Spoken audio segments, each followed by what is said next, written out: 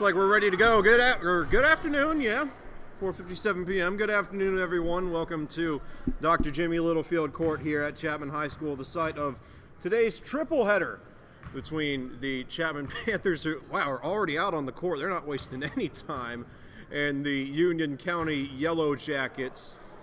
Certainly an interesting set of circumstances that have brought us here today. JV was slated to play Union.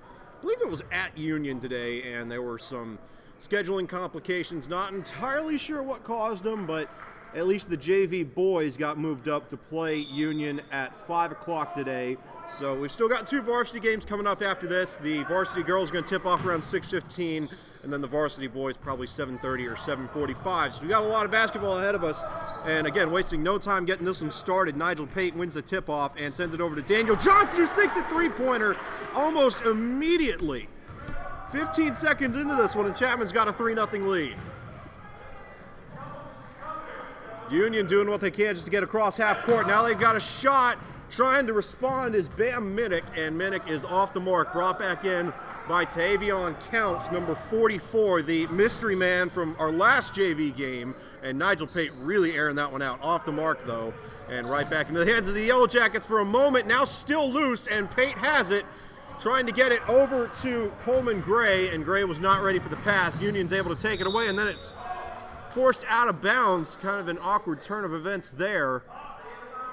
Looked like it got knocked out of one of the Yellow Jackets' hands in the middle of a pass. Union County will hang on to it. And that is number 12, Connor Earls, checking it into number 1, MT Porter. And now 1 minute into this one, Porter flips it over to Minnick, who flips it back to Porter. And now Porter going to drive inside, flips it outside for the bank shot, off the mark, and rebounded by Tavion Counts. And, a long pass from Nigel Pate gets taken away by, I believe that's Keyshawn Harden. Yep, that's a 23. And Dalton Mahaffey almost with another takeaway, and Union finally able to knock some more points. Connor Earls sinking it in from well inside the paint. 3-2 after the first 90 seconds. Chapman has the lead. The Panthers kind of looking to settle back in after a lot of takeaways on those last couple possessions. And now Pate really hasn't moved since he got down here, on this possession at least. Yeah, he's just really hanging out there. Now this is Dalton Mahaffey with the long three. And Dalton Mahaffey puts the Panthers up by 2 scores. Porter flips it over to Harden, inside to Earls now, and Earls gets it back to Porter, inside to Harden, and Harden almost lost it, gets it back. Now Earls wanted to go for 3, takes a step back, really just kind of weighing their options here. Harden almost lost it, now going to take a step back, goes up off the mark, and Dalton Mahaffey, great job of keeping it in bounds for number 22. And back to Mahaffey now. Chapman leads by 4, looking to make it 6 or 7 with a 2 or 3-pointer here. Johnson inside, now back outside. This is Pate going back to Johnson. Both teams have been passing it around a lot. Oh, that one just about hit one of Union's players on the bench. And Chapman looks like they're already making substitutions. That has been their MO this year. Ryan Hunter in the game now for the Panthers. Nigel Pate getting a breather. Earls able to get that one into Minnick. Minnick flips it back to Earls. And now Porter going to examine the court. Looks like both teams really just trying to figure out which person-on-person matchups benefit them the most. Got a foul call, but it's a charge against Union, so it'll go back to Chapman. This is Daniel Johnson flipping it into Ryan Hunter. And now a 3:11 in the period. Hunter tried to get it over to Counts, and it's taken away by MT Porter. Porter on the move, goes up and overshoots it. Had to shoot that one off kilter. Great defense there from Counts. And now right back to square one. And right back to square two. Union takes it away again. MT Porter seals the deal this time, and Chapman getting ready to put the reserves in already. Coach maybe not satisfied with how his offense is turning out so far. 5-man substitution for the Panthers. Matthias Scott, Sean Cunningham, Hudson Moss, Jacob Cogdell, and Harrison Bridges all in the game now for the Panthers. Looks like we got a man subbing in for Union as well. I believe Keyshawn Harden has exited the game. Looks like he was replaced by Jamar Javogue. And this is Jacob Cogdell going to flip it out to Cunningham. Cunningham gets it to Scott, over to Hudson Moss now. Moss looking, taking a few steps back, trying to get settled in. Clock continues to roll. Chapman still up by 2. 2:22 to go in the first period. And now Cunningham tries to get it inside the Bridges, and Bridges could not hang on. They're going to keep it with Chapman, though. Hudson Moss looking for an open man. Finds Scott, or found him for a second, sent it out of bounds. And again, Chapman will hang on to it. And now motioning some men around. Matthias Scott catches a block from Bridges, and now Scott motioning some more men around. Tried to get over to Cunningham and lost it. Taken away by Bam Minnick. 2 minutes to go in the first period. Now Minnick hightailing it down the court, but has it taken away. Up for grabs, and Matthias Scott has it. Catches the block from Moss, goes up, and Chapman up by 4 once again. Porter slinging it. Gets it over to Earls, and that one, I don't know how they took that away, but Moss going up, off the mark. Bridges rebounds and has that shot blocked. Earls finds a man underneath the goal. That is Ty Jeter inside. Right back to a 2-point lead for the Panthers. Union has not led in this game. 90 seconds to play in the first. Moss to Scott, inside to Cunningham. Outside to Cogdell. Now Cogdell driving, wants out. Over to Moss. Inside to Bridges now, and Bridges lost it. Up for grabs. Can he get it back? There's a real scramble for it now. Jump ball, and this one's going to Union.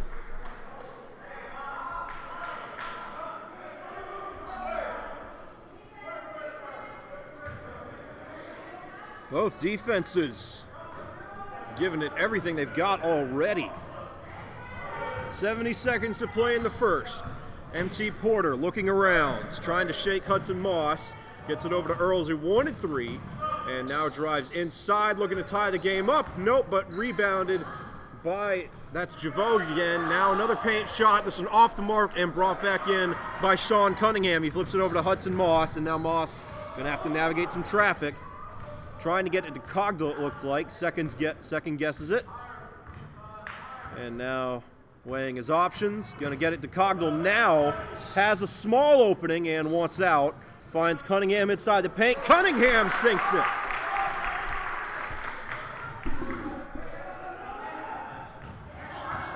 And now Bam Minnick with some fancy footwork, lucky not to lose the ball there. It was controlled chaos. It looked like he could lose it at any second there, but does hang on. Now this is Earls, back to Minnick, oh, slow pass, and at least, no, did they, I don't know how Sean Cunningham kept that in play. Wow, it's out now, but that one was really walking the line. It will go back to Union, though. A lot of action, but no real change. The Yellow Jackets just back across half court now. And Moss going to try to put some pressure on Earls to get a good pass in. Does sling it. Oh, and it pays off. Matthias Scott at least knocked it out of bounds. 10.2 seconds to play in the first. And Earl's going to try to check this in from the other side. Maybe the third time's the charm. And now really heaving it down the court. Cunningham almost had it, but brought his hand down at the last second. Maybe thought he mistimed it.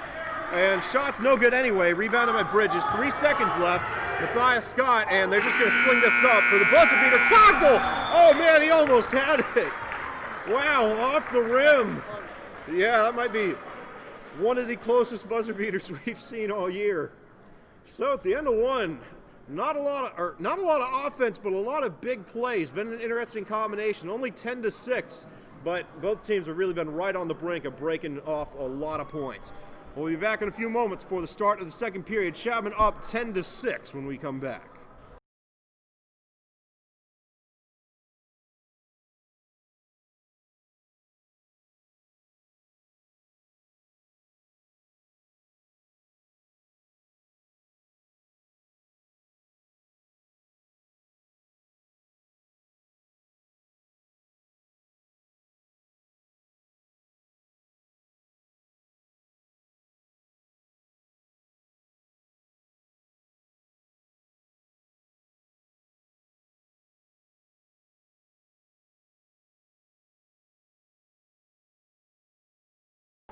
And we are back. Things moving quickly both on the court and on the bench, it looks like.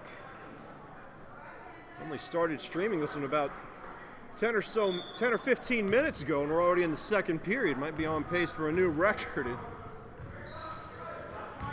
course, after that, I believe it was the varsity girls game between Landrum and BMC, maybe. That one took ages in the second half. I think anything would feel fast after that one. And this is Bam Minnick getting it back to a one-score game. Really navigated some traffic inside the paint there. Now Nigel Pate starters back in for Chapman, and Tavion counts off the mark. Union almost sends it out of bounds. Instead, Bam Minnick looking to make another play, runs right into Pate, and now Union gonna have to take a step back. If only for a moment though. Inside, this is Harden, and Harden has the game tied up. Union with 4 unanswered, 5:15 to play before the half. Pate scanning the court. Looks like he might want to go inside to Gray. Now he doesn't. Gray somehow wasn't ready for it. He was staring him down the whole time. Instead, it's taken away by Union, and Pate had to do everything he could to keep that one from going in. It's going to be a foul against Chapman, so Keyshawn Harden headed to the line, and they'll have a chance to give Union their first lead of the game, but not before Chapman ices him a little bit. Got a timeout called by the Panthers.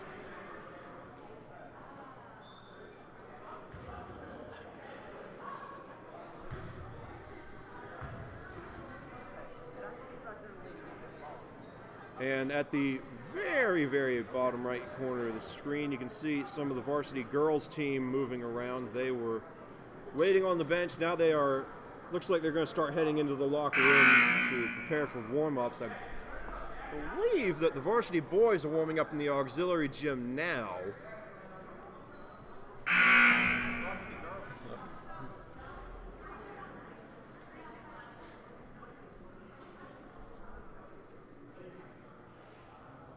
I was wondering how Chapman was going to fit 3 teams in here at once instead of 2. Usually they have, you know, 1 on the court, 1 warming up in the auxiliary gym, and that's kind of that. But today with 3 teams here instead of 2, because again we've got a JV game and 2 varsity games instead of just 2 varsity games.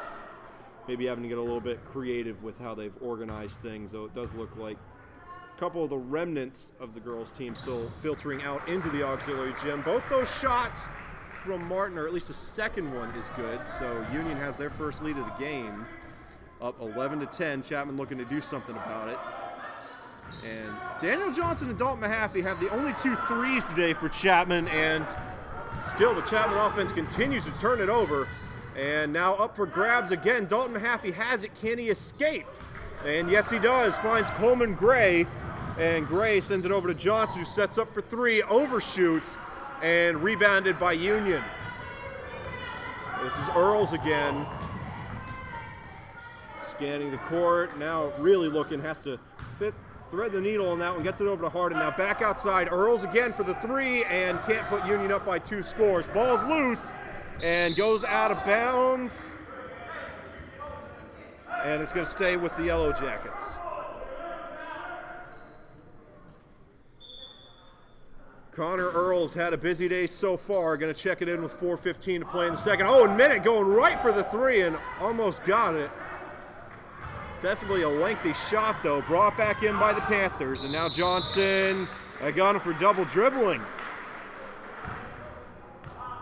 So the first rotation of players, I suppose, for Chapman turns it over on back-to-back possessions. I'm not entirely sure if they're on some kind of pitch count or a schedule or something, but Chapman did send in the second rotation of players a little sooner than usual in that first period. Again, not sure if they were on a clock, said, okay, you know, 3 minutes you're going in, 4 minutes you're going in, whatever. But you got to imagine the turnovers factored into that decision earlier on, and they might factor into it again. Chapman's turned it over on 3 straight. Up, Minnick off the mark, rebounded by the Panthers, but Johnson wasn't quite ready for it. Does bring it back in and sends it out. It will stay with the Panthers, though. They're going to say Earls forced it out. And now substitution for the Yellow Jackets. Looks like that is number 20, Torrance Jeter.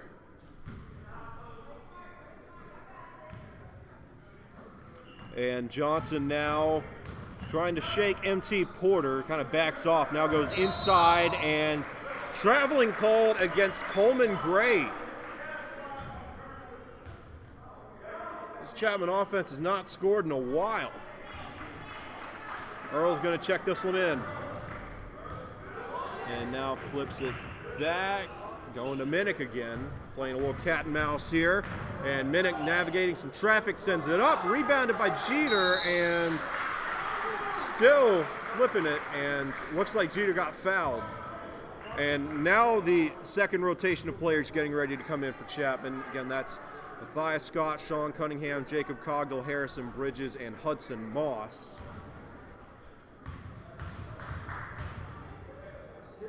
Torrance Jeter at the line for the Yellow Jackets. First shot is good, 2-point lead. And there's the substitution for the Panthers. 3:25 to play in the second. We'll see if the new set of players can get anything done after this shot.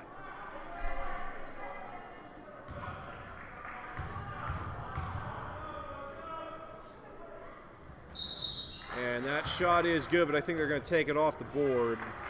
Yeah, someone crossed the line too early. So it's going to stay at 12-10. Matthias Scott going to check it in. Moss has it now, cross half court, and sends it inside. Cunningham going right for the throat and off the mark. Now this is MT Porter trying to find this man, gets it over to, couldn't catch a number there, and still up for grabs. Wow. Still going, and Union manages to come down with that one. Porter has it again, flips it over to Earls. Under 3 to play. Earls fakes for the 3, now goes to Porter. Porter drives inside to Jeter, and that one heads out of bounds. It'll stay with Union. Chapman just can't catch a break.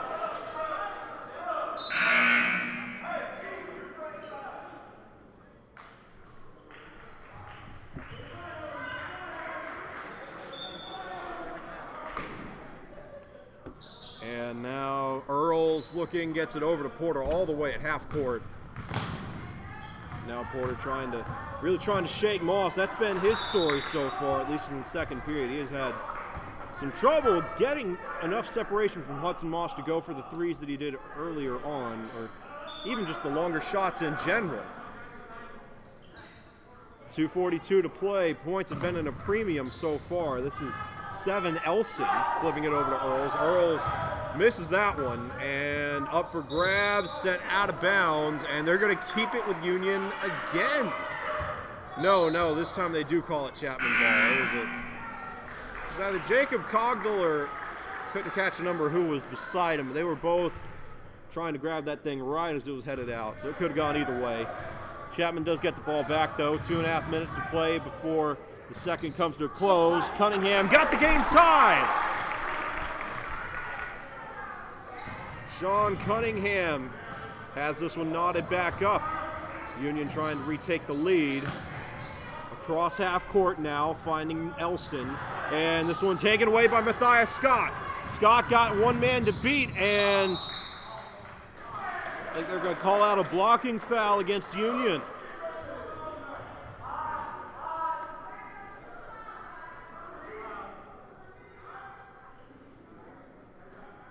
Hudson Moss to check this one in. I think the refs are kind of checking with each other. Might not be on the same page because the players at least looked like they were lining up for a shooting foul. And looks like they are just going to let Moss check this one in and have that be that. Oh, and the alley-oop almost there. Sean Cunningham couldn't get that one in. Would have been quite a feat. And Union turns it into 2. The Yellow Jackets back up 14-12. Moss navigating some traffic, finds Scott. Scott back to Moss. And Moss really driving now, flips it. Oh, Cogdill's all alone and short hops to 3, but it's rebounded by Dawson Waters. And now flipping it around, Moss turns it over. Yes, Torrance Jeter has it now for the Yellow Jackets, and traveling. Call it against Union. 92 seconds to play in the first half. Man, this one flying by. And now a 2-man sub for Chapman. Jacob Cogdill and Hudson Moss exiting. Daniel Johnson and Dalton Mahaffey in the game. The only 2 players that have sunk 3-pointers for the Panthers so far. And now they're going to get it to Johnson. He goes for 3, and this one just a little to the right. And, man, I think that was Mahaffey, almost knocked that one right back into the basket trying to grab the rebound. But, again, this is going to go back to Union. I don't know if it's been – I really doubt that it's been intentional, honestly. I think the story so far really has been those Chapman turnovers. But Union, for what it's worth, has really controlled the time possession, or at least felt like they have. And not going to control it here, though. Got a charge called against the Yellow Jackets. So Chapman's going to get it right back. Daniel Johnson finds Matthias Scott. Both players crossing half court now. Scott heading over to the corner, gets it to Johnson. Johnson to Cunningham. Cunningham over to Scott again. Closing in on a minute to play in the first half. This is Johnson back to Scott. Chapman I think they're trying to run some clock here. And now they're going to go inside to Cunningham. Cunningham puts it up off the mark and taken back in by Union. And MT Porter wants to do it himself. Can't yet. Torrance Jeter with the rebound shot. That one's no good. Headed out of bounds. And the refs are going to keep this one with Union. Separation been a big issue for Chapman offensively so far. Or no. Oh, yeah. Yeah, I was about to say. Yeah, the ref all the way at half court signaled that it was Union ball. I guess that signal didn't make its way to the guy on the right side of the frame. It is Union ball. That's what the little uproar was about there. Oh, and it goes right back into the hands of the Panthers. Dawson Waters takes it away, and now Dalton Mahaffey sends it up, and no foul called. That shot off the mark. We got one now on the tussle for the rebound, and they're going to call it against Daniel Johnson. So Union's going to get it back yet again. 29 and a half seconds to play in the second period. Dalton Mahaffey exits. He's replaced by Coleman Gray. Oh, and Union sends it out of bounds now.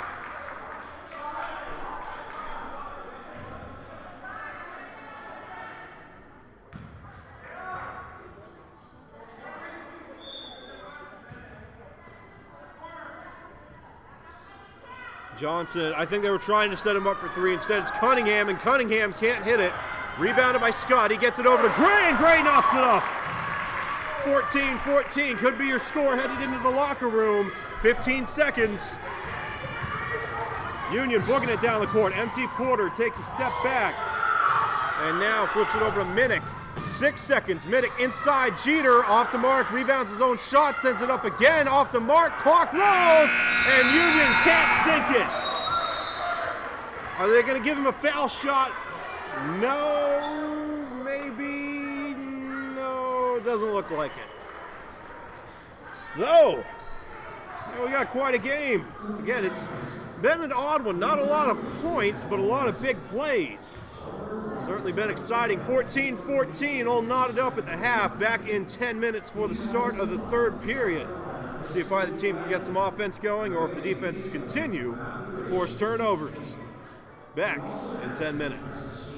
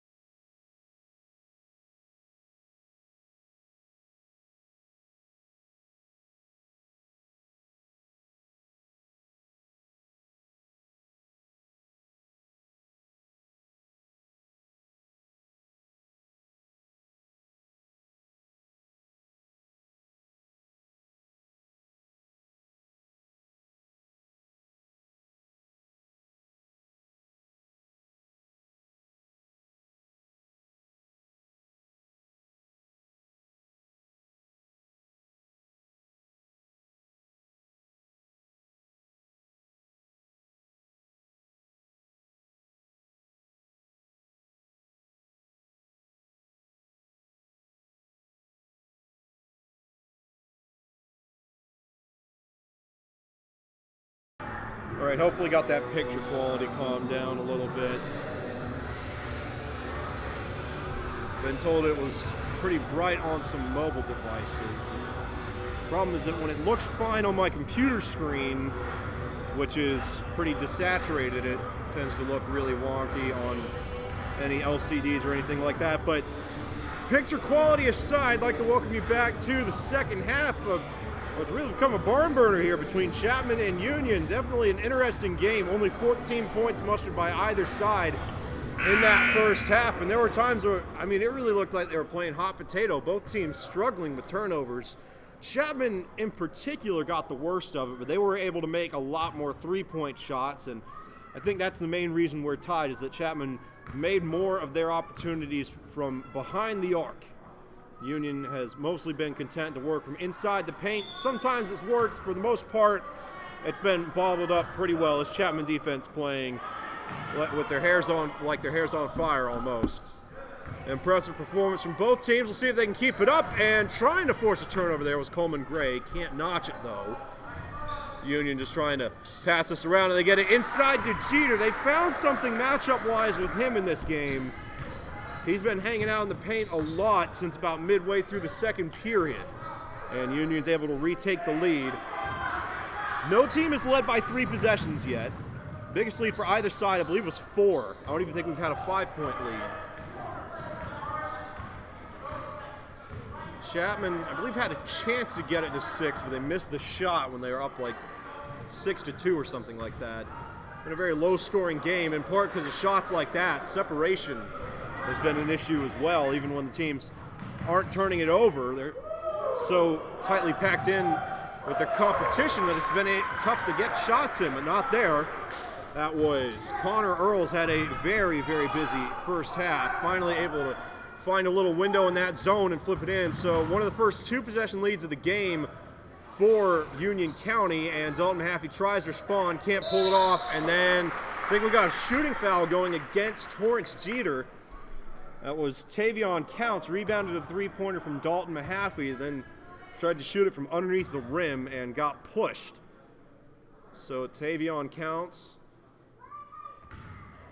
going to shoot this one from the free throw line. Got 2 shots coming up. Spent some time on the varsity roster this year. Been on the JV roster for the past 2 games we've streamed. Making his impact felt early. First free throw is good. Second one is good as well.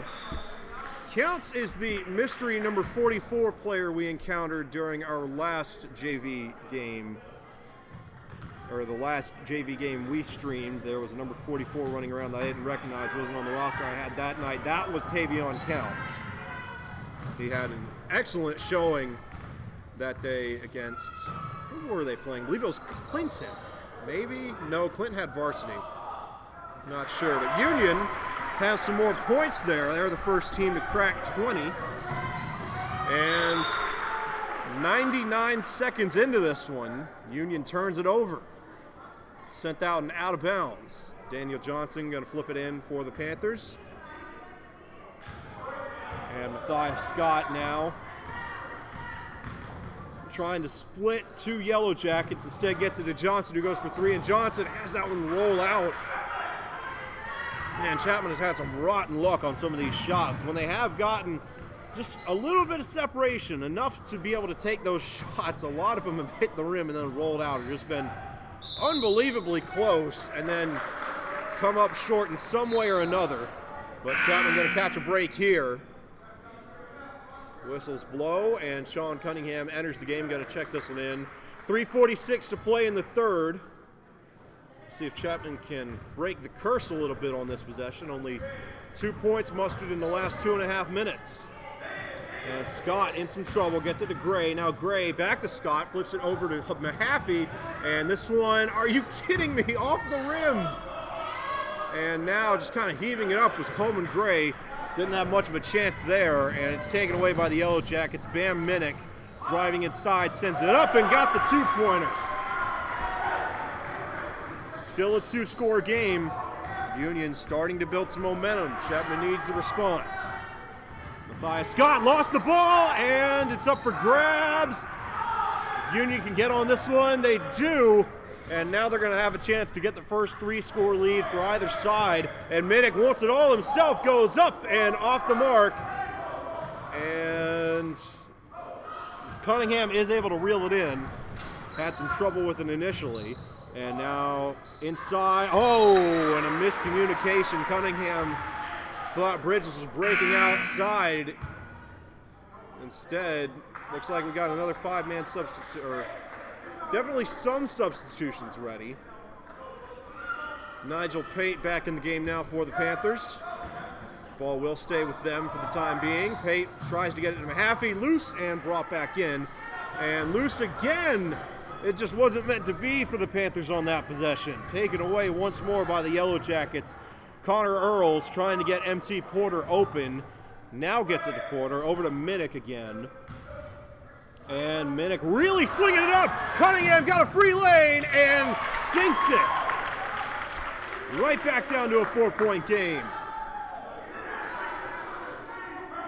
Chapman really trying to put some pressure, and they do. Earls put too much heat on that one. Both teams over 20 now, make it 4 unanswered for the Panthers. I like the defensive call, really pressing those up men on the check-in. Earls had to make a perfect throw, and he did not, and another dramatic takeaway, 6 straight for Chapman. They've got it all knotted up, and I believe we've got a timeout called by the Yellow Jackets. Not sure who called that one, but I imagine Union needs the breather. They lost that lead in the blink of an eye. We've got 1:53 on the clock now. I feel like I remember looking up and seeing 2:15 on there when Chapman was down by 6. 3 straight takeaways. And they're able to get points off of all of them. Impressive performance by that Chapman defense.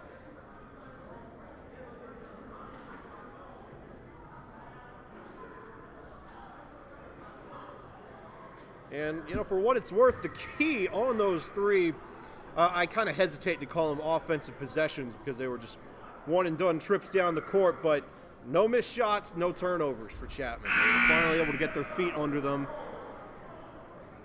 And, again, not the most sustainable capacity. You can't keep scoring off of turnovers like that for the rest of the game, at least not every single time. They'll have to find some consistency normally. Connor Earls, and Hudson Moss almost takes that one away. Moss re-enters the game for the first time in this half, but I think they're going to get him for a foul there. They really did dive in front of that one.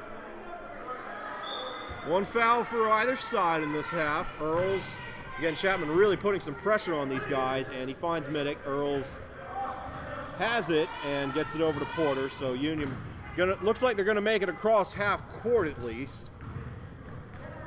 And Chapman forced another turnover. They almost send it out of bounds. Instead, Porter goes inside. Earls sends it up, and it's rebounded again by Union. And that shot is blocked by Tavion Counts into the arms of Hudson Moss, who's navigating some traffic, now steps back. 80 seconds to go in the third period. Nigel Pate going to shoot for 3, off the mark. It looked for a second like it was going to roll in. Instead, MT Porter off the mark as well. It was hanging out on the rim and rolls out, but I think we got a foul going against the Panthers.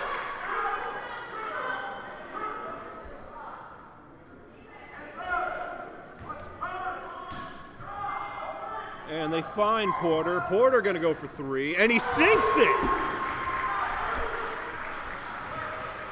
I believe that's only the second 3-pointer for Union all game. Bam Minnick had a bank shot, I think, really early on. I don't even remember if he made it, though. And now Gray trying to answer! Coleman Gray with yet another 3-point shot. 2 on back-to-back possessions. Earls trying to shake Nigel Pate in a little bit of a panic. Gets it inside, and that one goes up. Missed by Jamar Javogue, brought back in by the Yellow Jackets twice in a row, and fouls on that rebound, and they're going to give it back to Chapman. 27.7 seconds to play in the third.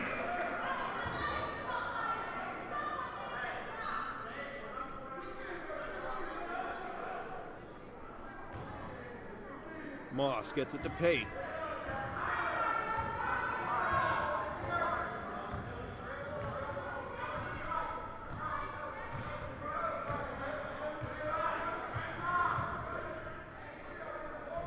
And Chapman really flipping it around. They were trying to set up that bank shot. Instead, Gray cuts it inside, off the mark, rebounded by Counts. And now Pate gets it out to Moss. Everybody trying to split back out. They were really cramped in the paint there and starting to pay dividends for Union, but not enough time for Bam Minnick there. Had to shoot before he was ready. So, man, don't go anywhere. This is one heck of a game. 25-25 headed into the fourth. 11 points knotted for either side. Both teams really going blow for blow there in that last 3-minute section. All knotted up, headed into period number 4. 6 minutes to decide who wins this one. Back in a moment.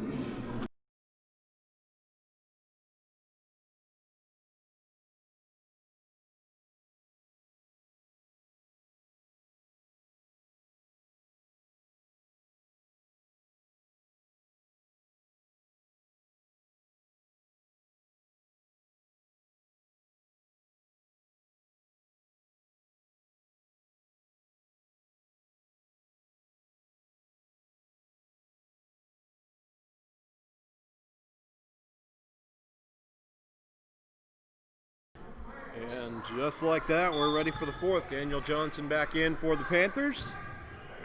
Matthias Scott trying to shake his man, now in a little bit of a trap, and he was feeling the pressure on that throw. Airmailed it over to Johnson, and Union gets it right back to start period number 4. Porter flips it over to Earls. Earls looking, gets it on the bank to Javogue, and back to Earls now. And Chapman really putting some pressure on him. That one's tipped up for grabs, and Daniel Johnson had it for a moment, lost it, and gets it back. 5.5 minutes to go in the game. Both teams looking for that one big play that'll help them start to pull away. Not going to happen quite yet. Coleman Gray for a behind-the-back shot, and that one's not happening. Taken back in by the Yellow Jackets, 5:16 to go. Trying to set up Minnick for the 3, hesitates, and now flips it over to Porter. Porter driving, tried to get it inside, and it's taken away by Coleman Gray. Scott kind of directing traffic, now trying to shake Minnick inside and batted out of bounds. So they'll keep it with the Panthers. Might have been headed out anyway. Ill-advised play there by Keyshawn Harden. Scott might send it. Oh, I don't know what happened. I thought he was going to try to get it to Johnson over there. Instead, it's taken away by the Yellow Jackets, and now they've got a 2-point lead. Looked like he was trying to go for Counts inside, and Counts just couldn't get high enough, but he does respond here. Knotted up again.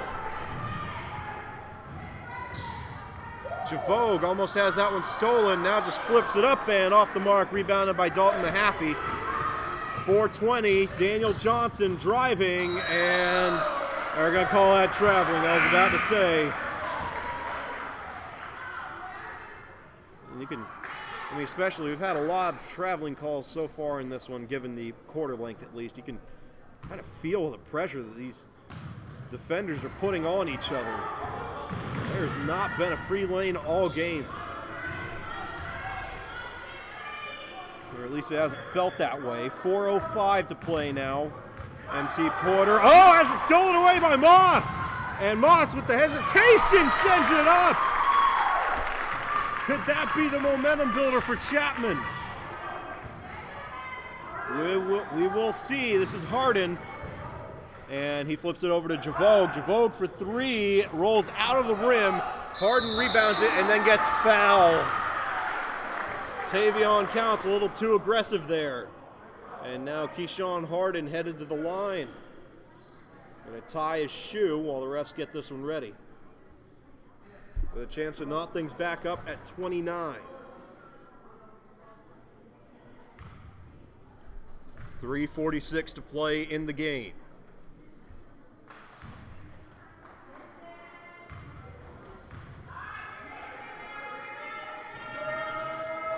First shot for Harden is good. And now another substitution for Union, bringing in the big man. That is number 21, Ty Jeter. Chapman making a handful of substitutions as well. Daniel Johnson and Dalton Mahaffey out. Looks like Sean Cunningham and Coleman Gray in. Nigel Pate in the game as well. Second shot for Harden is good. Tied at 29. Chapman able to bring it back in. Nigel Pate flips it to Moss. Moss really booking it down the court and got a whistle. I think they're going to call that a charge against Union. Looked like a little love tap to me. I didn't see much there. Nigel Pate going to check this one in. 3:40 on the clock. And airmailing it to Counts, and this one doesn't work either. Taken away by Union. Can they make it 4 unanswered? Yes, and they got a chance to make it 5 straight. Union County cracks 30, and they're going to have a chance for a 3-point play. MT Porter headed to the line. 3:34 on the clock.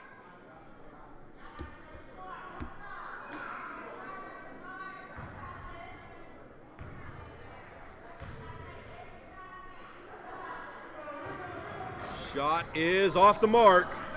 Still a 2-point game. Again, neither team has led by 3 possessions. Biggest lead for either side was 6. Hudson Moss flips it inside, counts, gets called for traveling. Union had that one swatted out anyway.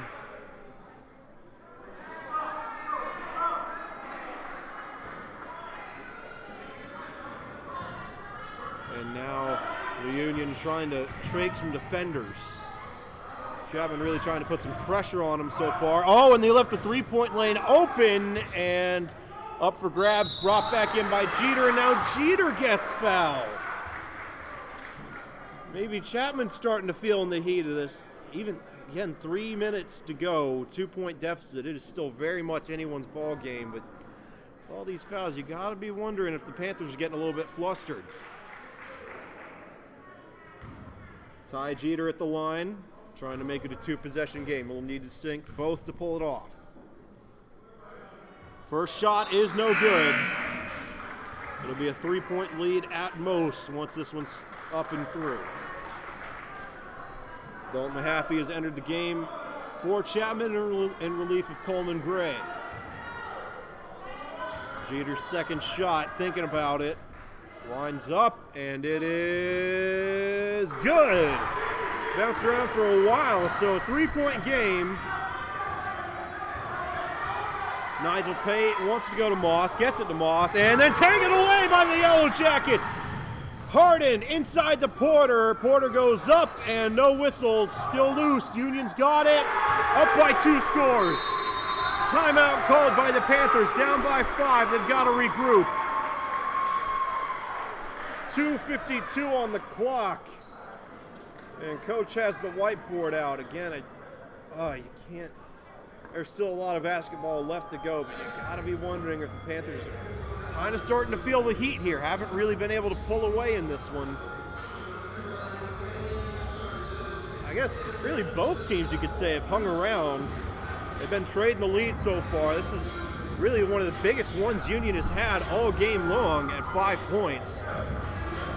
And moreover, they've got some momentum too. That has been a luxury neither side has gotten used to having so far in this one.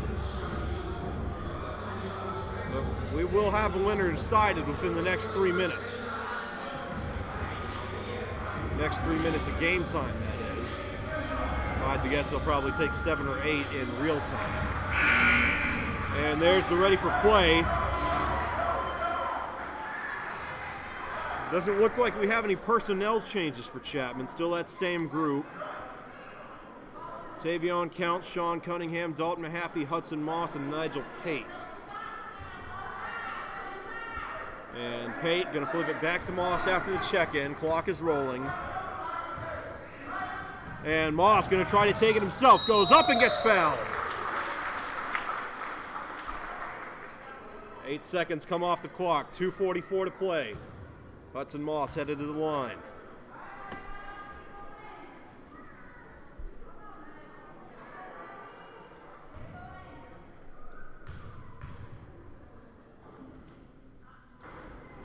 First shot from Moss rolls off. That is the kind of luck they've had all night.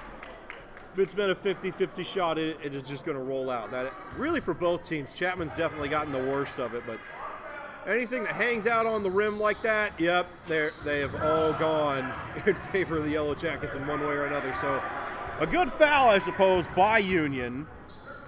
No points netted there, but Chapman is able to get the ball back. Not for long! Falls right into the arms of Ty Jeter, and now alone inside the paint. Earls has that one blocked, but Union, no, Chapman's going to get it back.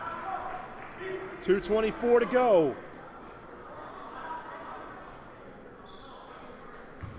Coleman Gray ready to sub in for the Panthers. Nigel Pate exiting. Sean Cunningham going to check it into Moss.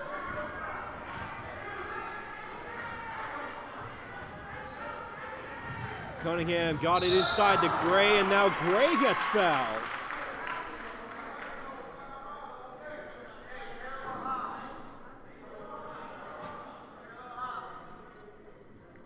Both sides at 4 fouls each. I wouldn't have... Yeah, I don't think they're going to call that a shooting foul. Gray was trying to grab the pass. Moss is ready to check it in. And yeah, they're going to get Moss.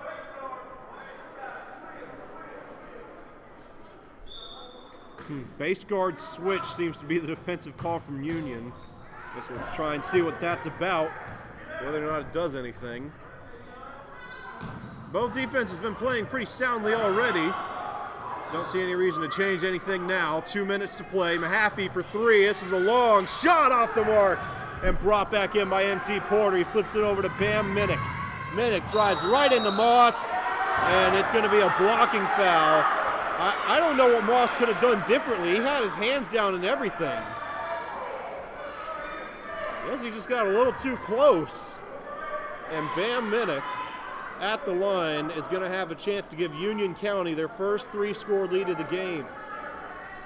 He'll have to sink both of them to do it, but if he does, it'll be a 7-point lead for Union. 1:55 on the clock. Minnick's first shot. No good.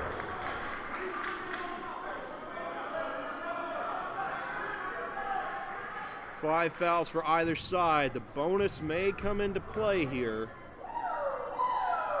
Second shot by Minnick is good. Union up by 6. Cunningham checks it into Moss. Back to Cunningham now. Cunningham really flipping it. And now going inside. Gray sends it up. No, rebounded by Counts. We got whistles as he comes down with it. And got a push called against Bam Minnick, so it's going right back to the Panthers. That is Union's 6th foul.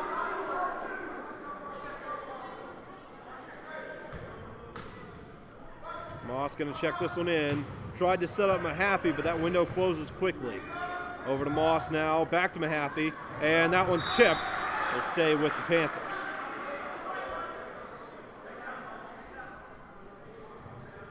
And Mahaffey wants to check this one in instead. 1:39 on the clock. Chapman, you gotta imagine, needs to start making some things happen pretty soon. They still have time, but they are down 2 possessions in a defensively minded game. And Counts has that one ripped away. And then up for grabs, but whistles were blown as Union lost it. Didn't catch the number, but we got a push against Chapman. 90 seconds on the clock and Union has the ball. Or, hang on, yeah, they never stopped it. It's still rolling. It was at about 1:32, I think, when they originally blew the whistle. They're going to try to get that sorted out. Probably going to go back to 1:32 or 1:35, somewhere in that neighborhood. And they'll just call it 1:32. So 92 seconds left in this one. Union up by 6. They can really burn some clock here. Earls is just off screen. Now he flips it into Jeter, and they're going for the shot to go up 3 possessions, and they've got it. 37-29 ball game. Chapman really under some pressure now. Mahaffey going right for 3, off the mark, and rebounded by Cunningham. He flips it outside to Gray, and now Gray for 3. Chapman has flipped a switch, but to no avail. And now Union starting to roll some clock, and I think the signal coming in from the sideline, to start fouling. 65 seconds left in this one. Chapman in some dire straits.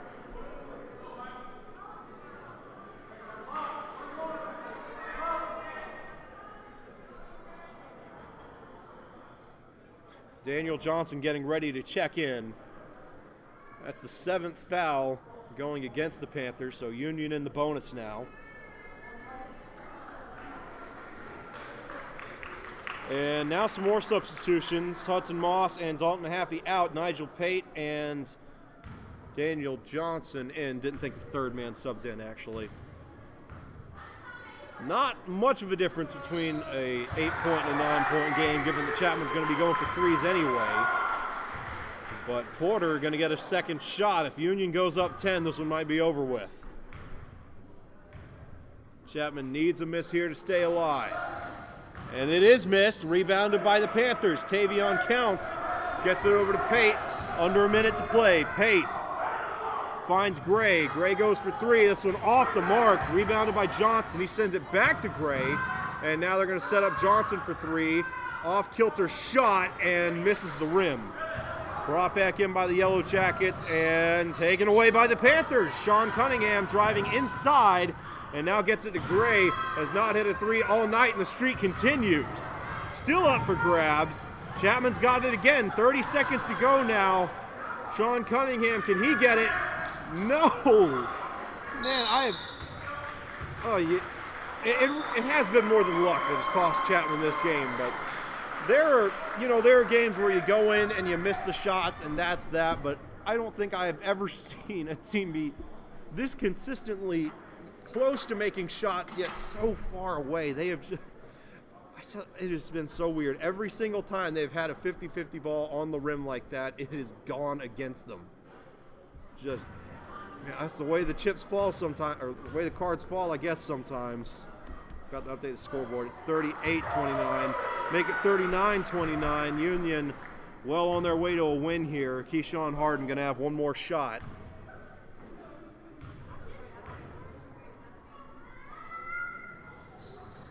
And that one good as well. Union up by 11.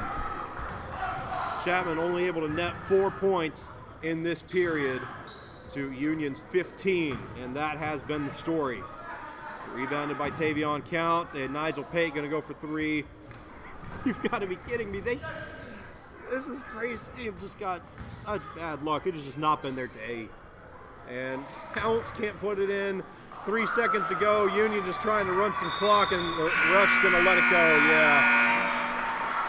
So Union, with one heck of a defensive performance, wins that one in a low-scoring affair, 40-29, the final score. Hopefully, the Chapman varsity teams can have some better luck shooting in those next games. Looked like someone might have greased the rim up beforehand or something. Everything was sliding off. 40-29, Union wins it by 11. Was told the girls' game was probably going to tip off around 6:15. That's looking like it's going to be the case. Maybe 20 minutes removed from tip-off in that one. Don't go anywhere, or I suppose you got time to grab yourself some refreshments, some snacks or something. Game number 2 of tonight's triple header against Union County coming up in a few moments. Stay tuned.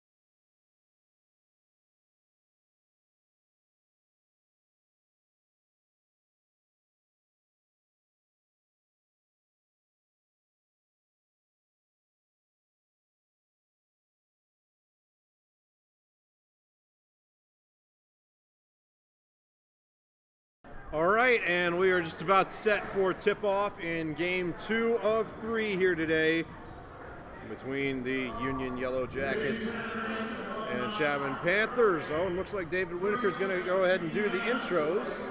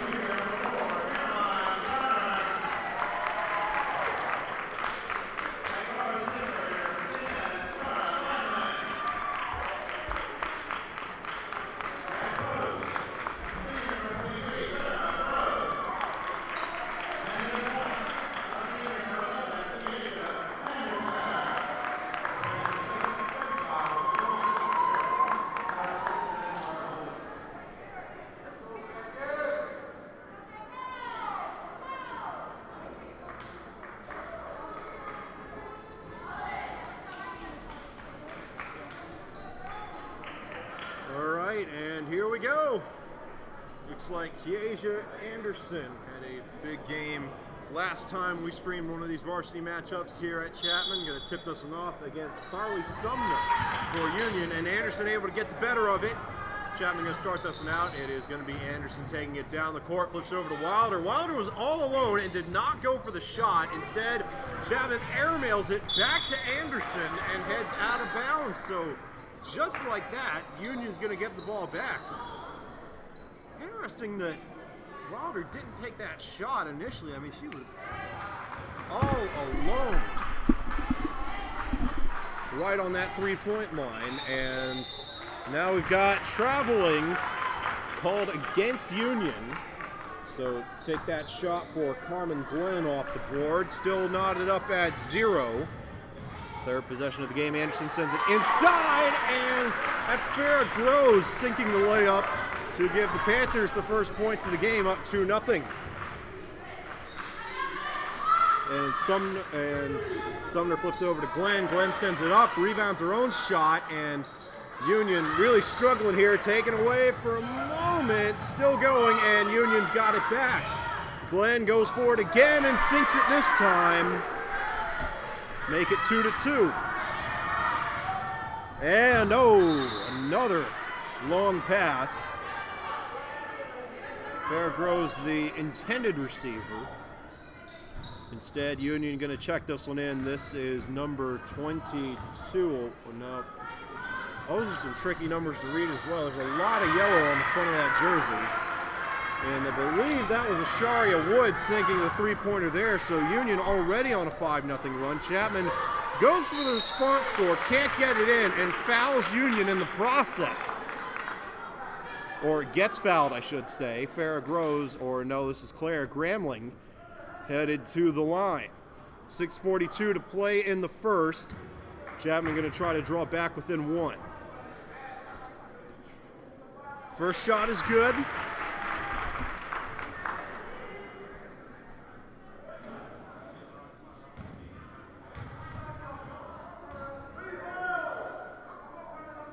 Shot number 2 is good as well.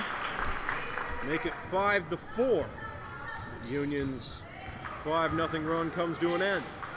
And Woods going for another three-pointer. Sinks this one! Asharia Woods on a hot start. Kiesia Anderson flips it over to Caroline Garner. Garner for 3, just off the mark. A little too much heat on that one. And again, this is that number I can't quite make out. I believe that's Demia Brannon, number 23. Yep, that's a 23. Demia Brannon Off the mark on that one, brought back in by Anderson, and Anderson gets it to Groves, and Chapman back within one possession again. 8-6 now after the first 2 minutes.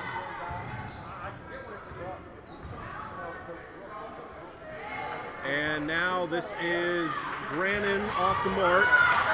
Rebounded by Kiesia Anderson. Anderson making her way down the court. Wants to do it herself. Now gets out. Gets it to Gramling. Gramling finds. That's Wilder. And Wilder sinks the bank shot. Chapman's got the lead. 5.5 to play in the first period. Been a back and forth game already. And Caroline Garner keeps it in play. Another successful takeaway by the Chapman defense, and sending that one up was Clara Gramling. 11-8 now.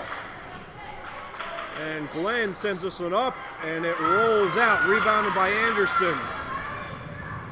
Union just getting outflanked inside the paint right now, and Grove's able to come in with the rebound there. Garner flips it over to Wilder. Wilder almost lost it. Instead gets it to Anderson, who goes for three. Anderson off the mark, rebounded by Chrislyn Wilder. And now, can Clara Gramling do it? Nope. Caroline Garner going to get a shot, and Garner can't put it in. Man, you can hear that Chapman bench. They can't believe it. 3 or 4 missed shots in a row. Union trying to capitalize and cannot. Ivory Willis comes up short on the hook shot there, and Gramling drives inside, and that one rolls off. Rebounded by Sumner. Sumner gets it over to Woods, and so right back into the hands of the Yellow Jackets. Not a lot of progress made on these past couple of possessions. Willis for three, overshoots it, brought back in by, up for grabs. Wilder has it, gets it to Gramling, and she flips it to Anderson. Anderson gonna flip it back out to, that's Caroline Garner for three. This one off the mark as well. Halfway through the first, 3:50 to play in the first period now. Sumner going inside, off the mark, up for grabs, brought in by Woods, and Woods gonna have a chance at a three-point play.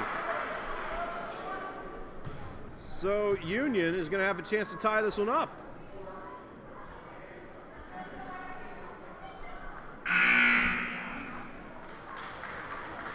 And now the substitution for Chapman. Farrah Groves and Caroline Garner out. Looks like Madison Elrod and Leilani Terrell in. So to tie the game, Woods can't pull it in. Still up for grabs. Woods gets it back. Now looking for an open teammate and airmailing it. This is Sumner looking to get back out. Finds Willis. And now Willis wants out. For the three that was Brannon. Brannon couldn't sink it. And now Woods, after all that, with the two-point shot to put the Yellow Jackets back out in front. And Wilder in the right place at the right time, able to hang on to that one, and gets fouled. We're going to call that one against Asharia Woods. 3:14 to play in the first period. Wilder going to check this one in. We got a substitution for Chapman now. That is Gabby Frary in the game in relief of Kiesia Anderson. And now Frary gets it over to Terrell, and Terrell stepped out of bounds. So it'll go back to Union. They'll have a chance to extend their lead here. Ivory Willis to check in to Demia Brannon.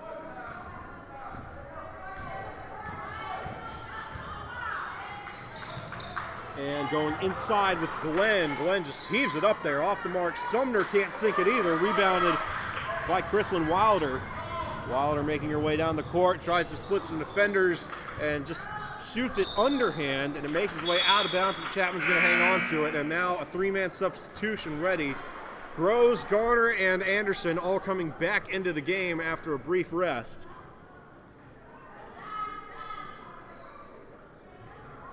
Clara Gramling and, Gabby Frary rounding out the lineup for Chapman right now. Anderson looking for someone, finds Garner. Garner gets it back to Anderson, going for three, overshot it looks like, and rebounded by Sumner.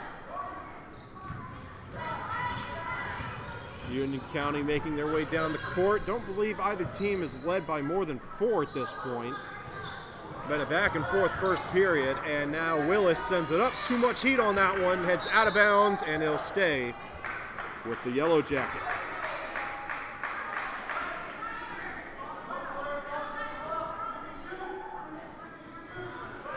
And Glenn goes right for the three-pointer, off the mark, but rebounded by Brandon. Brandon can't sink it. And the shot from Sumner off the mark. Jump ball, it'll go in favor of the Yellow Jackets.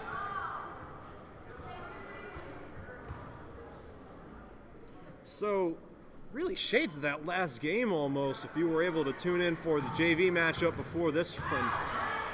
Again, my cameraman had a discussion after that game whether or not the teams were taking bad shots or just having bad luck, and I'm sure the answer, of course, lies somewhere in the middle of that. But, man, all season long, I have not seen two teams shoot the ball and consistently come up short. And I mean, these are 50-50 balls, you know, ones that'll roll in or roll out, hit the rim, and I mean, it seems like every single time they have hit the rim for both sides, they have rolled out.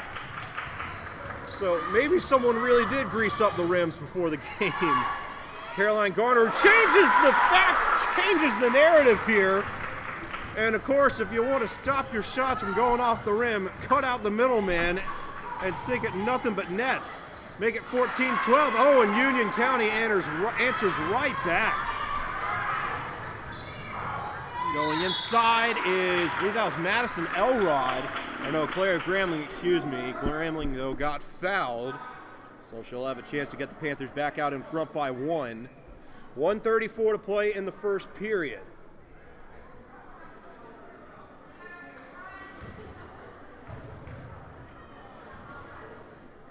Gramling's first shot, off the mark. And now more subs for the Chapman offense. Looks to be Isa DeLuna, and yep, that's Chrislyn Wilder in now for the Lady Panthers. Gramling's second shot is good. We got a tied game, 15-15. Union gonna take it back down the court. And tried to send it inside to Sumner, and that's not going to work. Taken away by the Lady Panthers. Anderson sends it up off the mark. Shot it just a hair too late. And another tussle for it. Union's going to hang on to this one for the time being, and Carmen Glenn gets fouled. Union has really been trying to establish themselves from inside the paint. They've got the height advantage over Chapman with Carly Sumner and Carmen Glenn, but so far both of those players have not gotten a lot of points to their name. Glenn, man, that one falls out too.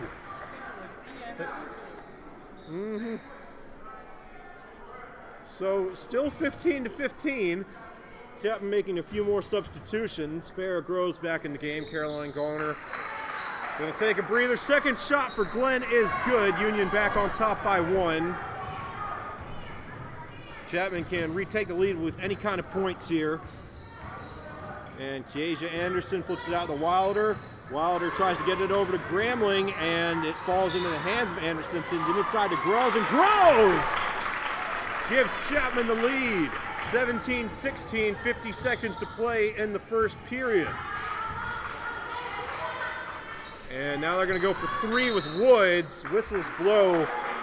And I think we got a 3-point foul coming up. And indeed, Woods is headed to the line. I didn't see what the foul was. Try and watch it on the monitor here. Oh yeah, it looks like Farrah Groves ran into her.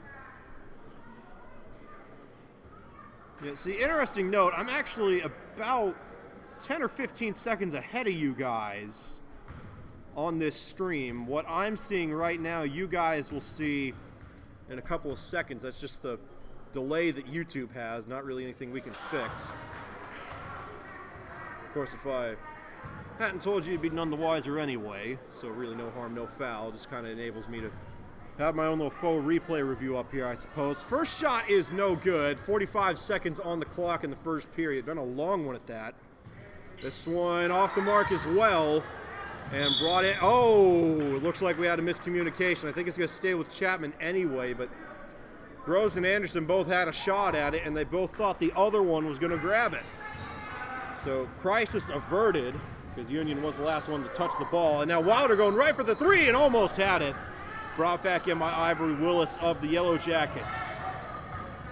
30 seconds to play in the first, and no thoughts about running clock here, but we got whistles on the pass outside, and not really sure what it was about, but they called against Wilder, and Union County's going to get it back. 26 seconds, and they're going to try to set up Willis now. That window closes, and now Willis flips it over to, that's Brandon. Brandon for three, off the mark, and yeah, Glenn touched that one on the way out. The ref's conversing here. That should be Chapman ball, and they're going to keep it with.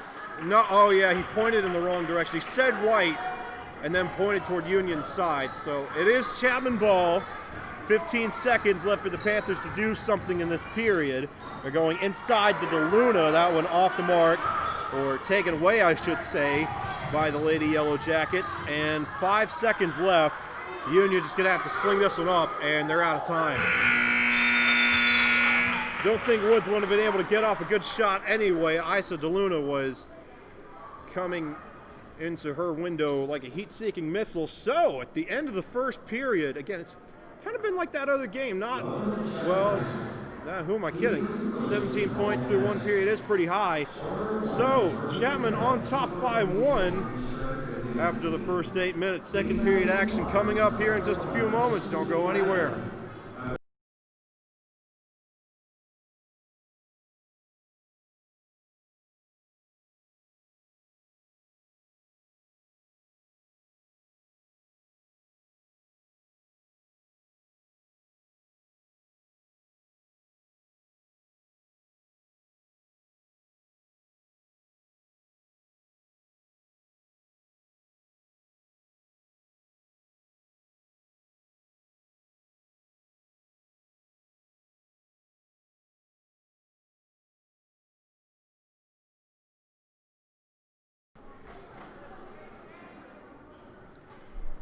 All right, so Union kind of taking their time getting out of the huddle on the bench over there, and now they're coming back out. No personnel changes. And saw that from Union in the JV game as well, just not a very substitution-minded team, whereas Chapman, subs with pretty much every time the clock moves forward 1 second, they're subbing someone in or out. Interesting contrast to styles there. First possession for Chapman comes up empty, and then Carmen Glenn able to get the Yellow Jackets back out on top, up 19-7. No, they're going to call it a two-pointer, so 18-17. And now Kieja Anderson going for three, got it! 20-18. Both teams really going back and forth now. And Willis really had to work to bring that pass down. Gets it over to Brandon, back to Willis, and for the quick three, this one up off the back of the rim and heads out of bounds. It'll go to Chapman. Rolani Terrell in the game now for the Lady Panthers.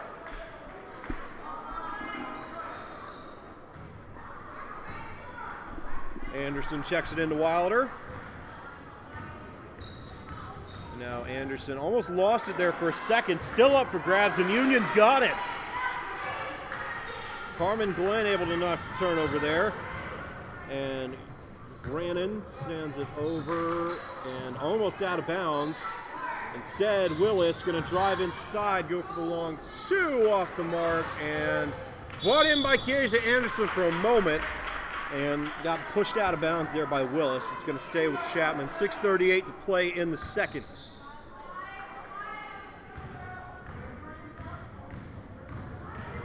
And really driving inside, and partially blocked, and then taken away. Fair gross shot comes up empty-handed. Woods now tries to get it inside to, that's Coleman Sumner, and Sumner can't pull it off. It's going to stay with Union. Lonnie Terrell touched it as it was going out of bounds. 6:19 on the clock. Sumner thought about going right for that three-point shot. Instead, they got Woods all alone. Had time to look down at where she was standing and everything, and still comes up short. But Union does get the rebound, and man, I swear that guy's whistle is louder than normal. He must have made some modifications between games. I'm going to stay with Union, though. Demia Brandon going to check this one in. 6:07 to play. Oh, and I think we got, yep, traveling called against Carly Sumner.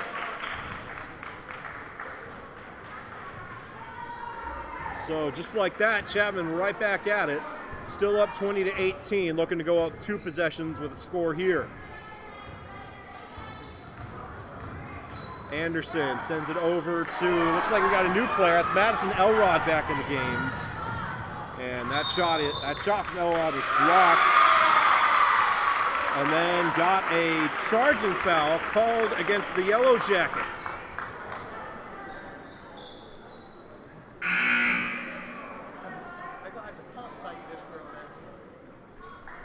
So Chapman making a couple more substitutions. Gabby Frary back in the game now. Farrah Groves out for the time being. 5:48 to play in the second. Anderson trying to shake Woods and does it herself inside, sinks the 2. Chapman up by 4. One of the biggest leads of the game for either side so far. 5.5 minutes to play now. And Brandon for the 3 off the back of the rim, rebounded by Union. And now Woods for 3. Woods can't sink it. And Brandon rebounds that shot. Now Sumner going to try it, and Sumner gets Union County to 20. Anderson going right into the middle of those zones and can't sink it this time. Glenn gets it back. And now Brandon looking to do much of the same, and to much of the same result. Well, 2 straight trips inside the paint for both sides, and both of them come up empty. And then Anderson sends it out of bounds. Looks like it's going to stay with the Lady Panthers, though. She sent it, right off the chest of one of those Yellow Jackets. Just got in the middle of that passing lane. And no one in that passing lane. Anderson flips it out to Wilder, who sets up Gramling for 3, and Gramling's got it! Clara Gramling gets the Lady Panthers out to a 5-point lead. 4:38 to play in the first. In the first half, I should say. And now Woods looking to get Union back into it. Off the mark, rebounded by Frary. And now Gramling, oh, that one's picked off. Taken away by Woods. Woods flips it over to Brandon, now inside to Glenn. Glenn trying to box Anderson out, and to no avail. And they're going to call out a foul against Kiesha Anderson, so Glenn headed to the line.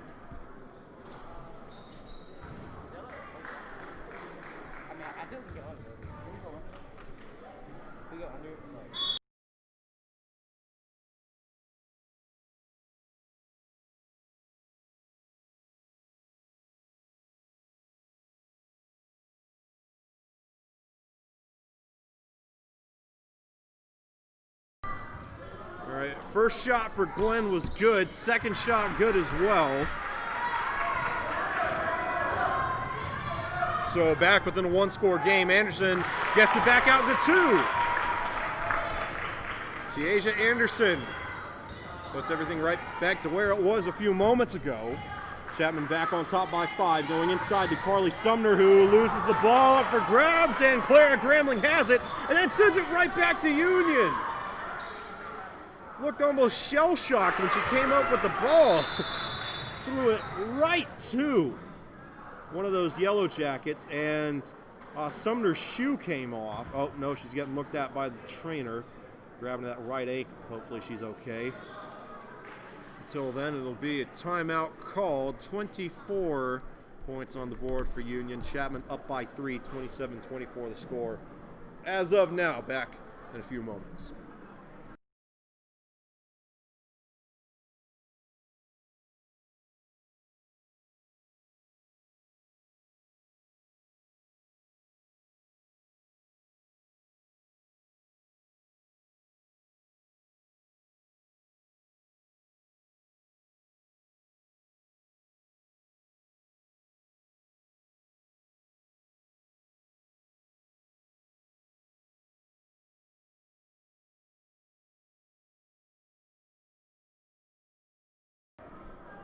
All right, and applause in the stands for Sumner. Definitely having some trouble with that right ankle, but headed off on her own power.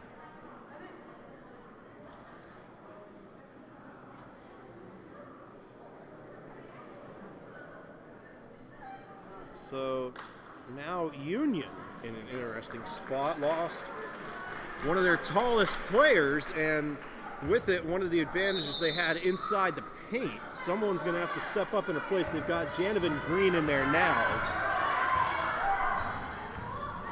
And Kiesia Anderson looking for blood early and misses.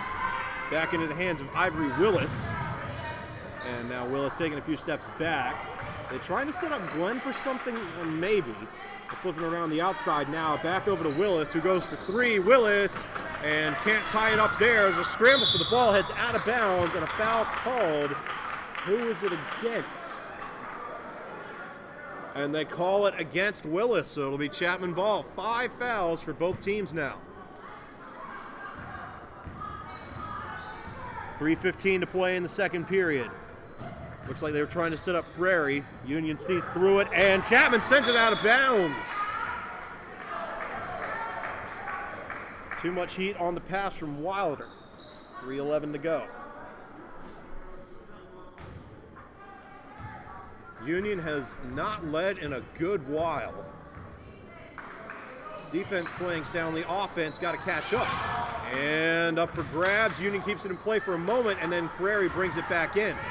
Claire Gramling secures it, gets it over to Wilder, who's all alone, and sinks the layup. Back to a 5-point lead again for the Lady Panthers. Under 3 to play now, and ill-advised shot. They'll stay with Union, though. I mean, man, Brandon just tried to bulldoze her way through everybody on that one. Ran right into 3 defenders and still shot it. Got to admire the guts there. And now Willis, that might be the highest 2 I've ever seen. That one really got some hang time. It works out. Back down to a 3-point game. 2.5 minutes to play. And Kiesia Anderson almost lost it. Now loses it. Into the hands of Brannon. And she's going to take a step back, let everyone get across court. Nope, goes for 3 off the mark. And Groves is not ready to bring it in. So it'll stay with Union.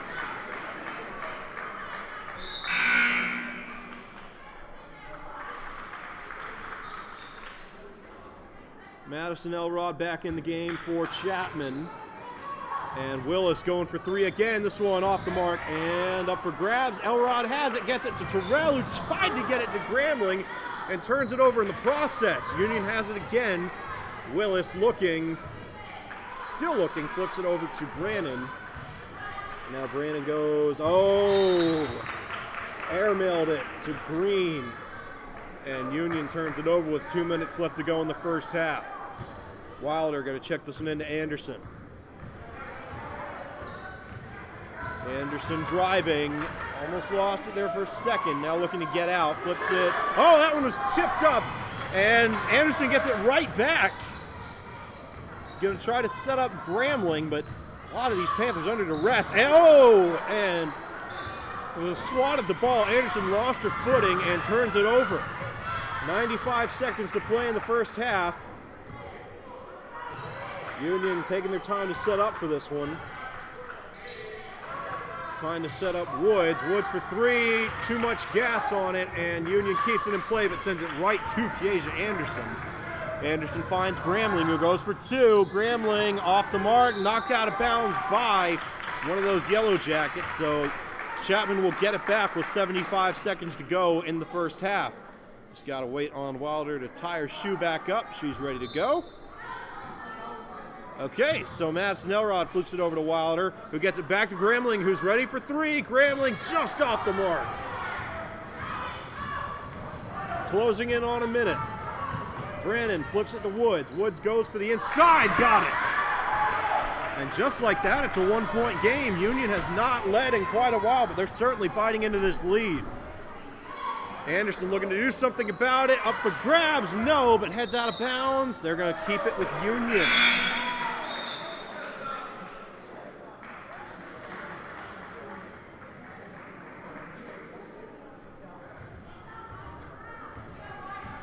45 seconds now in the first half.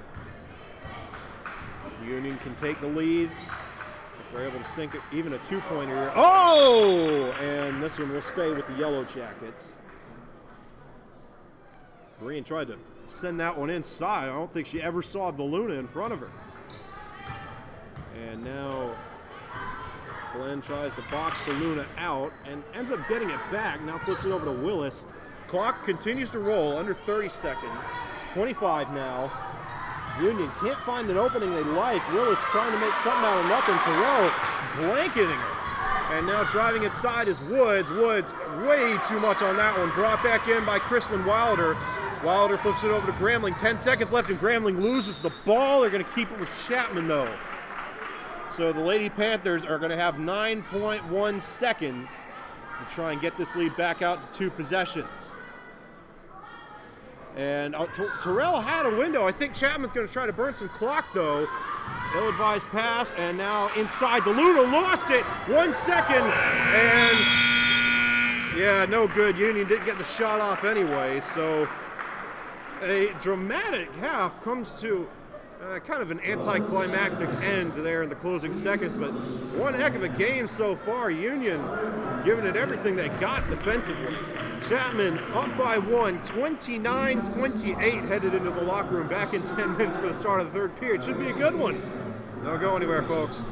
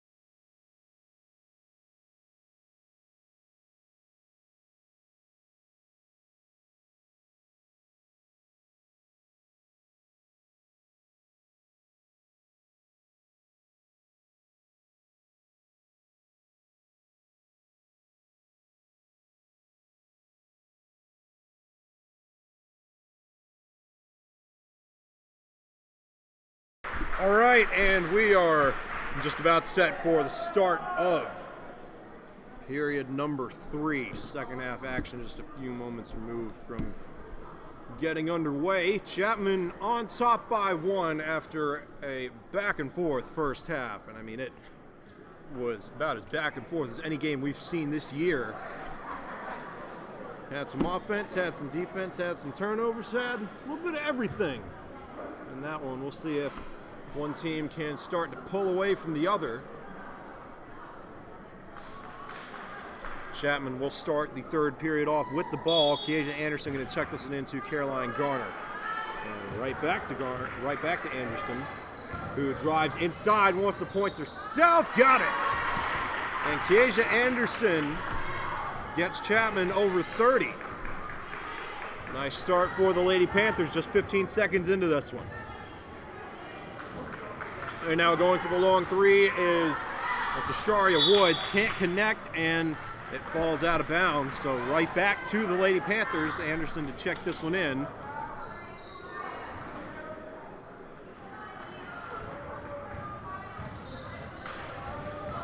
And Anderson, oh, Garner!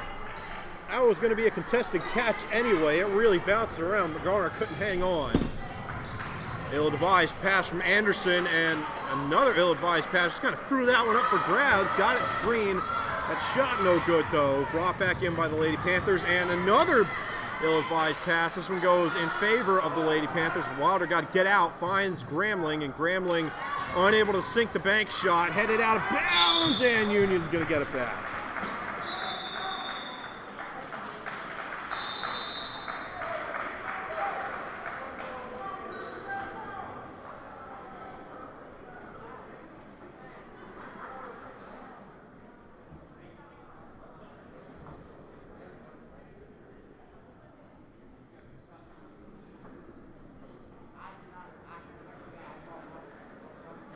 And that is the Chapman boys varsity team coming down, or no, that's Unions, excuse me. I believe the Chapman boys team is actually warming up in the auxiliary gym behind us.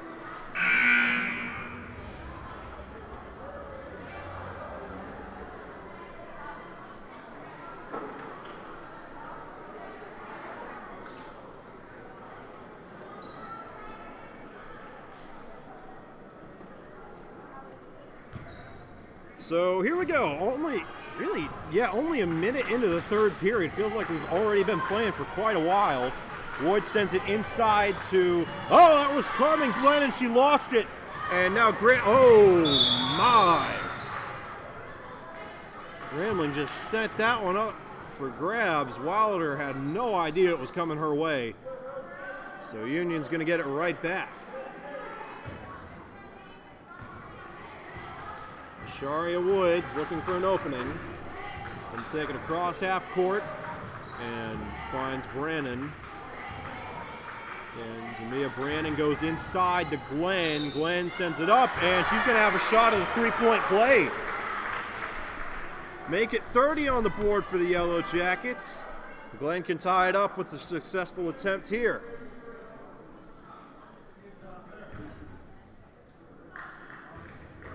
.6:37 on the clock. Glenn's shot is good. We got a tied game. 31-31. Down the court goes Kieja Anderson. Inside the paint. Oh, and tried to get it to Groves, and Groves has it knocked away. 6:25 on the clock now. Glenn for 3. And Glenn sinks it. 6 unanswered for the Lady Yellow Jackets. And Chapman looking to respond quickly, picking up the pace, flipping it out to Garner, out to Wilder, wanted to go for 3, instead goes for the paint shot, got it. Chapman able to bite back into that lead. 6 minutes to go in the third. And now this is Glenn for another 3. 9 consecutive points for Carmen Glenn. Or they call it a 2-pointer, but still. One heck of a run for Glenn, and now Chapman going to have a chance to sap away a little bit of that momentum. Foul is called, and Farrah Groves headed to the line. She can't take the lead, but at the very least she can slow down the pace of this Union County offense by taking her time between shots. First one rolls out. That is the second time we've seen that happen. I know I've mentioned beforehand shots that, have gotten close, landed on the rim, and then bounced out, but that is twice where one has been pretty firmly inside the rim and then completely bailed out. Second one, again, that's been the way to beat the slippery rim syndrome tonight. It's just to cut out the middleman and hit him nothing but net. And Woods doing much of the same. Well, check that. That is green for Union County. And making a 5-point lead for the Lady Yellow Jackets. Clara Grambling goes up. No foul called. And the rebound into the arms of Ivory Willis. Willis trying to take a few steps back. Wanted to settle in for three. Instead, it's going to be Glenn again. She's got the hot hand and can't connect here. Grambling almost has it taken away. Instead gets it to Keisha Anderson. Anderson making her way down the court, all alone inside the paint. Got that one. Chapman has it back within a one-score game. Union still up by 3. And now Brandon flips it out to Willis for the 3. Willis overshot it. Brought back in by Grambling, but she's in trouble looking for an avenue, and Glenn rips it right out of her hands.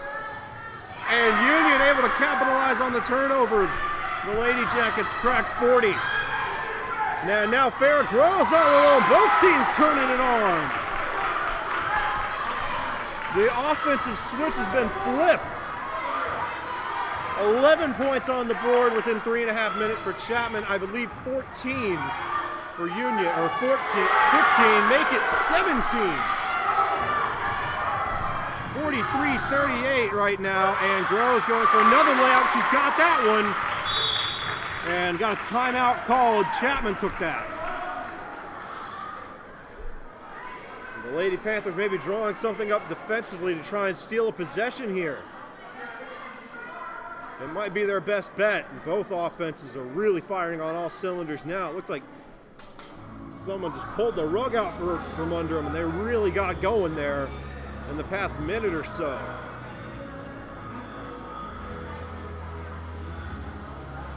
.4:16 on the clock here in the third period.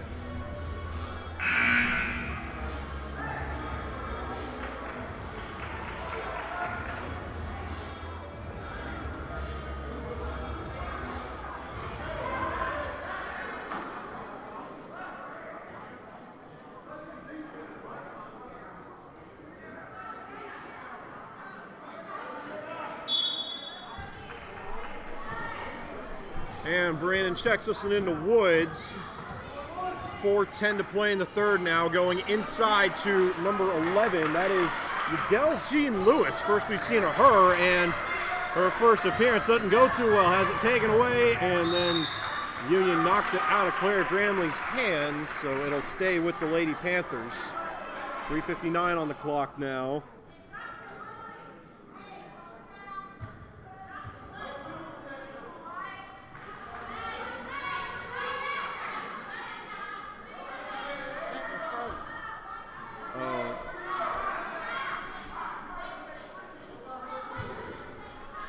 And Wilder checks it into Anderson, who drives right inside, goes for the hook shot, but gets fouled in the process. So Keisha Anderson headed to the line now. She'll have a chance to get Chapman within 1. So I'm not sure if that went exactly how Chapman drew it up on the sidelines, but if they can score here, which, they can't on shot number 1. Can Union come away unscathed on this possession? Not quite. Second shot from Anderson is good. 43-41, Union on top. Going inside, this is Woods. Really navigating that defense and headed out of bounds. They're going to say it goes to Chapman. So the Lady Panthers, with the ball in a one-possession game, going to have their first chance to take the lead in a long while. They can go on top with the successful 3, tie it with a 2. I think they were trying to set up Terrell. Instead, they're going to go inside. Madison Elrod gets fouled. And Madison Elrod will have a chance to knock this one up at 43. 3:33 on the clock. About 11 and a half minutes to go overall. Carmen Glenn getting ready to sub back in for Union. Looks like Caroline Garner and Farrah Groves getting ready to come in for Chapman. Elrod's first shot is good. Back down to a 1-point game. Chapman has not led since, the first seconds of this third period. Wouldn't necessarily call it a comeback. They were only down 5, but definitely getting this one tied back up. Quite an achievement, and Madison Elrod has done it. 43-43. And Elrod going to check out after making those foul shots. You'd think they'd keep her in. Maybe have gotten some offensive momentum on her end, but she's going to sub out for the time being, replaced by Caroline Garner. Farrah Groves in as well. And the Chapman defense kind of backing off, and Groves went for the takeaway, sent it out of bounds. So no harm, no foul for the Lady Yellow Jackets. They will have to contend with this check-in, though. Chapman has pressed on a few of these, and they're going to kind of back off here. Ivory Willis sends it outside. This is Brandon for 3, off the mark, and rebounded by Caroline Garner, who gets it to Wilder.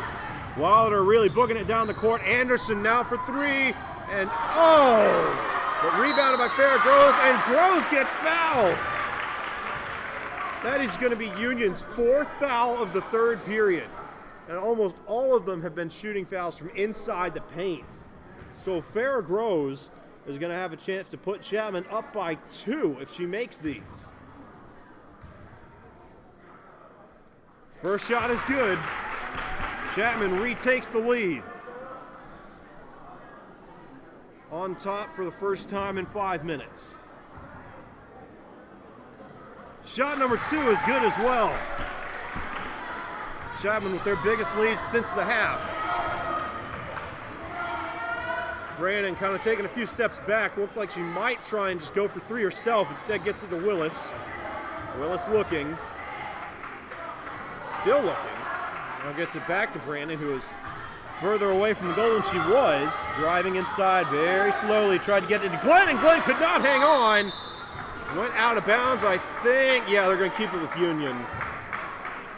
Player Gramling was right on that line when she brought it in.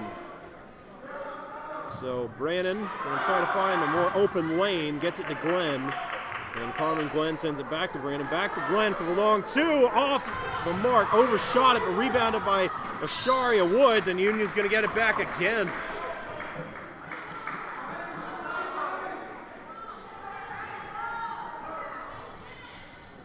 And Wilder tips it. Looks like Union is going to get it back. That's Janovan Green. And now Woods sending it inside to Glenn. And Glenn, lost the handle on it. Lost her handle on it. And now Chapman's going to get it back. 2:13 to play in the third, with a chance to stretch this lead. Too much on that one. Right back to Union. Kiesia Anderson saw an opening, got a little antsy. Maybe tried a little too hard to get that one into Groves. Groves could not hang on to the pass.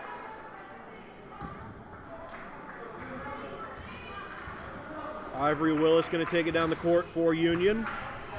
2 minutes to go in the third.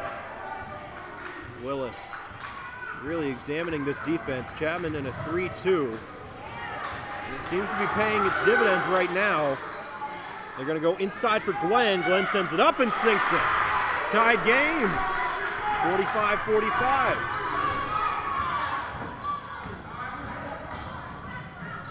Whoa, and that shot batted up in the air, taken away for a moment, and then Wilder. Wilder put some pressure there on Woods. And Woods threw it right to Groves, and then Clara Gramling able to sink it, and she'll have a chance at a 3-point play with 88 seconds to play in the third period, 47-45. That makes 5 fouls on the half for Union. The bonus may play a factor in this one.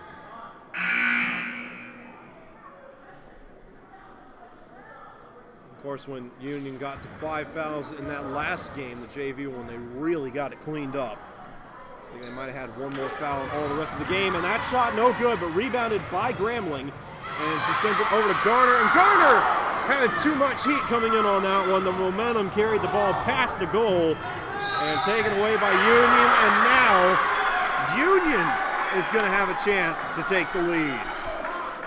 3-point play opportunity coming up for Ivory Willis.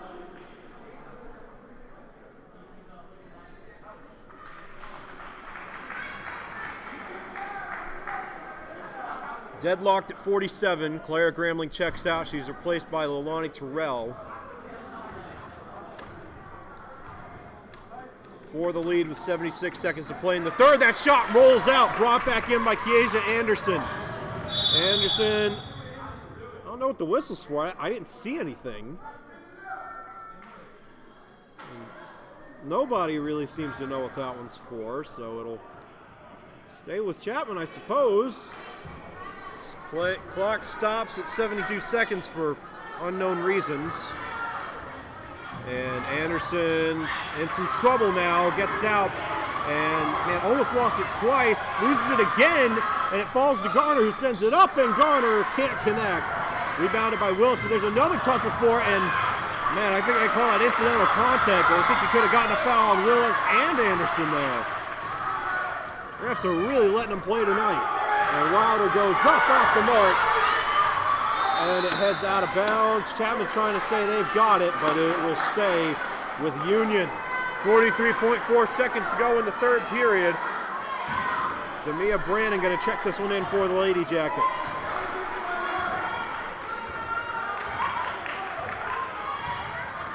Willis looking, goes inside to Glenn.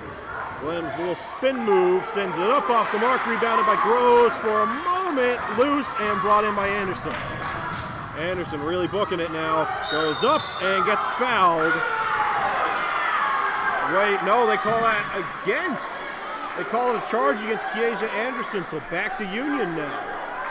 24.6 seconds. Still only in the third period, but the crowd's into it like it's the fourth. This one, they can cut the tension with a knife. Leilani Terrell subbing out. Claire Grambling back in the game now for Chapman. Really closing in on the end of the third. It's been a long third period at that. And driving inside. Whoa! No foul call, but it's going to stay with Union. Brandon tried to split two defenders and fell over in the process. Shot was well short of the rim. They'll have another chance. They get it. Oh, right to Glenn. Boxes out a defender, but sends it off the side of the backboard. So now Kiesia Anderson making some Yellow Jackets miss, sends it up and takes the lead. And I didn't see what happened there. Well, it looks like Chapman's going to get the ball back with 2.8 seconds left. And they're going to call out a foul against Glenn, I believe. It makes Union's sixth foul, so the bonus more than likely going to play a factor in this one. Union been playing rough and tumble. Chapman's gotten it cleaned up for the most part. And Garner got to find someone with a lot of separation. Anderson sends it up. No good. Groves for the buzzer beater. And that one from a very odd angle. But, man, this crowd really getting into it. 49-47, headed into the fourth period. Still very much anyone's ball game, and the tension starting to brew. Neither team going to go down without a fight in this one. 8 minutes on the clock for the start of the fourth period. Chapman up by 2. Both teams looking to crack 50 when we return.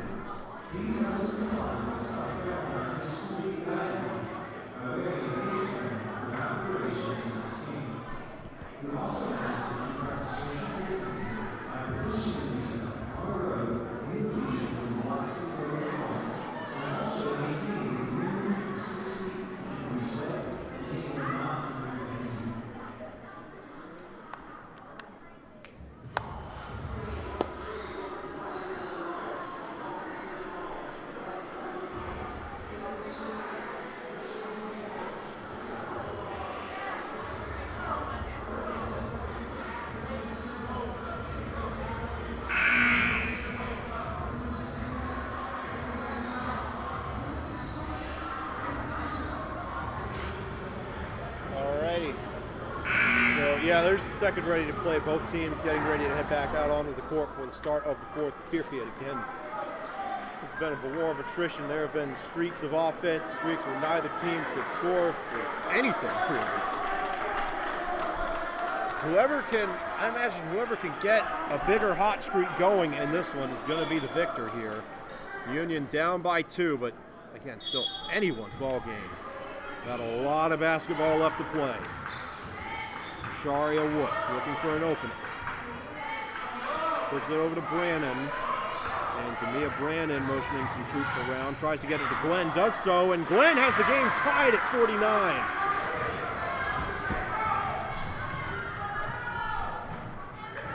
This is Kristen Wilder driving inside. Now flips it out. Clara Gramling for 3. This one off the mark. Rebounded by Ivory Willis. So now Union going to have a chance to get some points off that rebound. No. We got a foul and 2 shots coming up for Ivory Willis.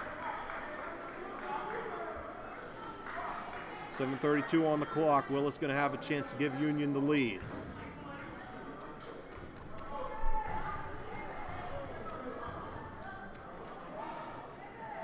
First shot is no good.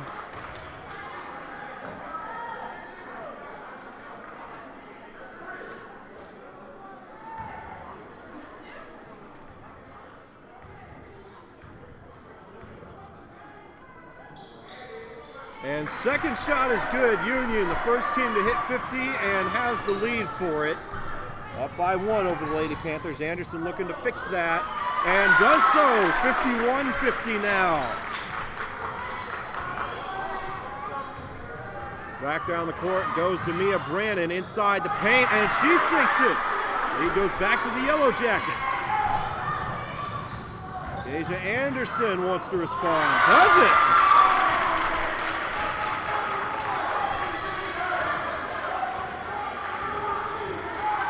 Brandon now going to kind of back off. Chapman has adjusted that zone look to have some more bodies inside the paint. And the shot from inside the paint is going to end up in a foul. That makes Chapman's 5th foul, so the bonus may play a factor for both teams. Chapman had a very clean third period for the most part, but 2 straight fouls in the past couple of minutes. Still on top by 1. Willis has been sporadic with the free throws so far. First shot here is good. Game tied at 53. And now Keisha Anderson going to check out momentarily, replaced by Leilani Terrell for the time being.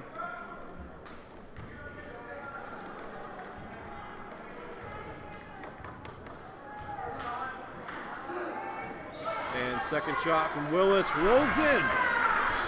54-53, Union back on top by 1. And Wilder booking it, driving inside. Oh, and Gramling was not ready for the pass. It was off target anyway.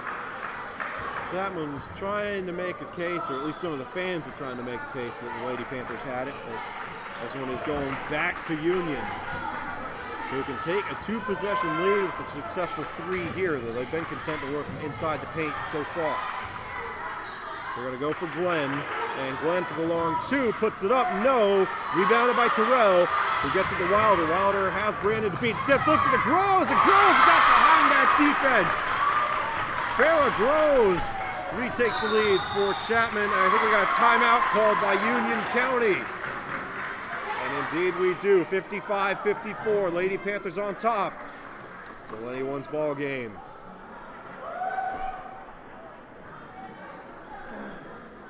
It's the best game I've seen.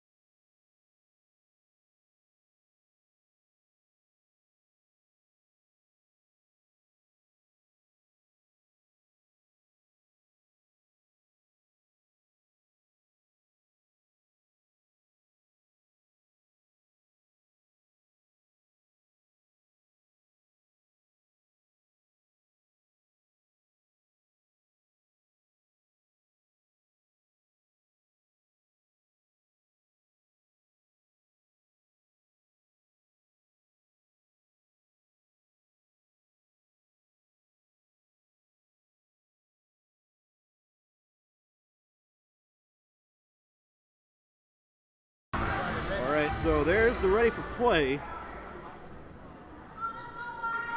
That was our cameraman speaking before the break. I definitely do think this is making a case for one of the best games we've streamed this season. Again, we still got 6:20 to go, so one team could pull away late like we saw the Union JV team do earlier.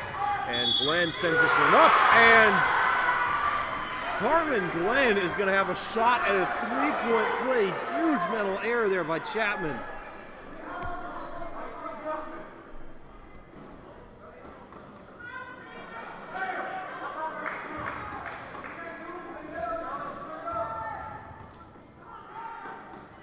And this shot is good, so Union back on top by 2. Both teams with 6 fouls now. And Wilder flips to Grambling to Garner, back to Wilder, back to Garner for 3, and that shot, oh, so close. Really a line drive to the basket, and then I think we got a jump ball, yeah, going back to Chapman.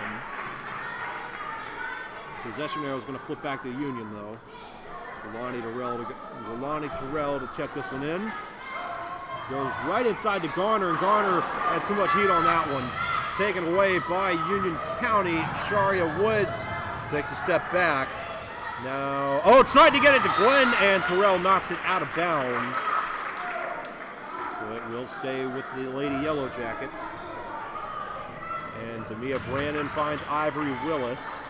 Willis sends it up for Glenn. Glenn off the mark, rebounds her own shot, and man, Glenn gonna have a chance at another three-point play. Union County back on top by 2 scores, 59-55, with a chance to get it to 60. 5:39 on the clock. And that makes Chapman's 7th foul, so Union in the bonus as well. And this shot is good. 60-55. That timeout working wonders for the Lady Yellow Jackets. Oh! And Wilder crosses one of those Yellow Jackets over, but to no avail. Misses the shot, which is rebounded by Ivory Willis, booking it down the court. And, oh, gets fouled. Chapman says it's traveling, and it is traveling.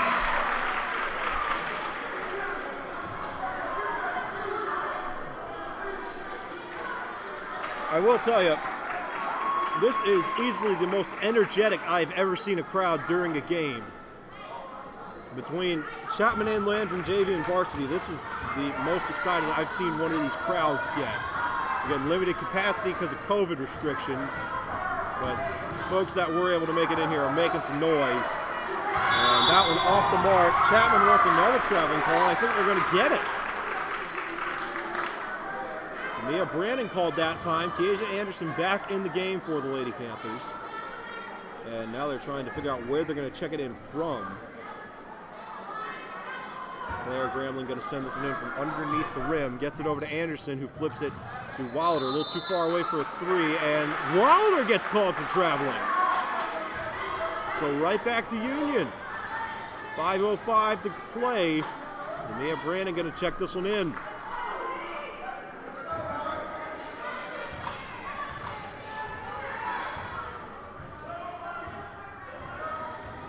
Brandon trying to fake Grambling out, doesn't work. And she flips it out to Willis, has it now. Willis sends it inside to Glenn. That's been their safety valve, and Glenn puts Union County on top by 3 possessions. I imagine a timeout is imminent for Chapman if they're not able to score here. Oh, and just off the mark, Keisha Anderson. And now, man, a lot to unpack there. Farrah Groves couldn't sink it in on the rebound. She'll have a second chance, and this one rolls in. And now we got a timeout called by Chapman. Down by 5, 4:28 to play. Still a lot of time, but now for the first time in a while with a hole to dig themselves out of. Only down by 5, but with the way both teams have been trading blows, it feels like a lot more than that. They have come back from big deficits in this one before. Again, I think that brief 7-point lead has been the only 3-possession lead for either side this entire game. It has really been back and forth. And yeah, they've all got the whiteboards out on the bench over there. Chapman probably drawing a couple of plays up. Maybe something to try and nab a turnover, and then quick setup for a three on the other end of the court.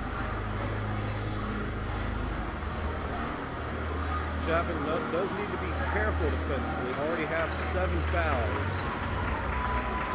Union in the bonus. Not sure how much that will factor into the defensive scheming from here forward. 4:28 to play.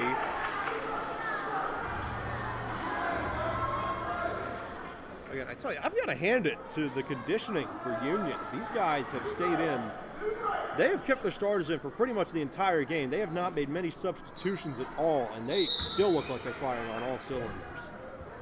So the strength and conditioning coaches for the Yellow Jackets certainly doing a good job here. Willis making some players miss, goes for the long two, off the mark, rebounded by Woods, and Woods can't sink it, and now Farrah Groves has it under some duress, and sends it right to number 10, that's Janovan Green, and now Union County taking a few steps back. Glenn going to go for the layup and sinks this one.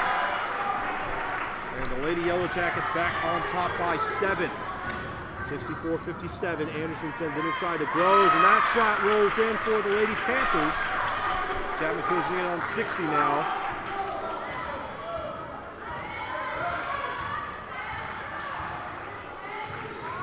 And Glenn, you can see the gears turning in her head. She thought about going for 3, instead wants out. Goes inside to Brandon. That shot off the mark and rebounded by Caroline Garner, who slings it down the court to Keisha Anderson, who flips it again behind the defense to Groves. That's the second time she's done that and the second time she's worked. And just like that, it's a 1-score game. 4 unanswered for the Lady Panthers. But Union maybe looking to slow things down now. 3:10 to play. Brandon turning on the Jets, drives inside and got whistles. I think we got a push called against the Lady Panthers. Saw him signal. I must have been 23. That'd be Groves.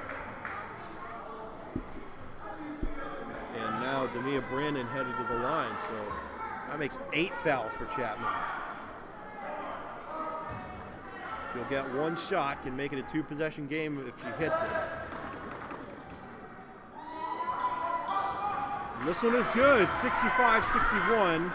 I thought the official just said she had 1. She's got 2.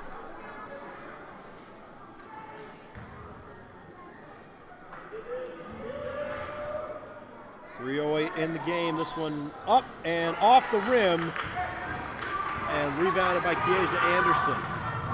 Anderson gonna step back out, but oh, they call it a foul. And man, are the refs taking that one back? This crowd absolutely livid. I think they're saying that Union might have milked it. Let me check the replay. Maybe it's not quite there yet.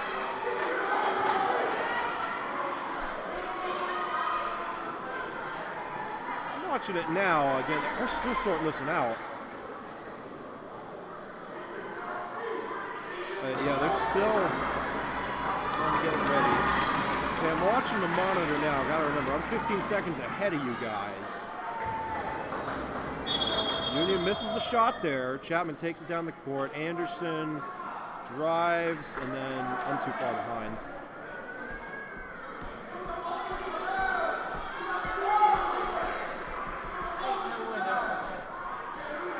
Okay, here it is. I'm watching it now. Anderson. Oh, yeah, that's a bad call. Wait a second. Hang on. Glenn's at the line, so nobody even touched it. So technical foul called against Chapman, and they don't even have the right person at the line. Now, this could really come back to bite him, because Glenn in particular has been on point from the free throw line. But yeah, going back and watching the tape, it looked, at least from up here, it didn't even look like Anderson touched the Yellow Jacket that fell over. Looks like she just kind of fell over on her own volition, or lost her balance, something to that effect. But after all that, minimal damage dealt, I suppose, assuming Chapman can notch a turnover here. Under 3 minutes to play now. And Union sends this one up off the mark, rebounded by Glenn. Glenn gets it again, and she sinks it that time. Chapman back down by 7. 2:40 to play. Grambling driving inside, gets it back out to Wilder, and Wilder off the mark. Garner was open outside of the arc, and they didn't send it there. And now I think we got another foul going against Chapman. This is called against Alani Terrell.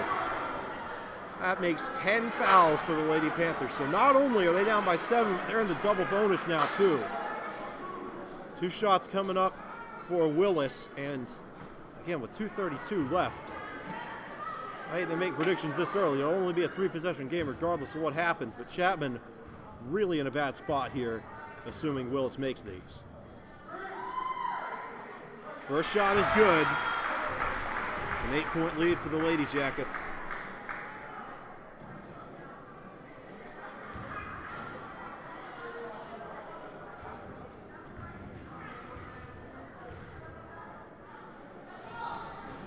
And it will stay at 8 for the time being. That shot, oh! Taken away by Union! That's Green, and Chapman finally able to get it back. 2 missed shots from Janovan Green. Brought back in by Kristen Wilder, and now Terrell looking to get rid of it. Tried to go inside, gets it to Groves, and now, oh man! Carmen Glenn absolutely ripped it out of Groves' hands. That's the second time that's happened. And Union's gonna get it back again.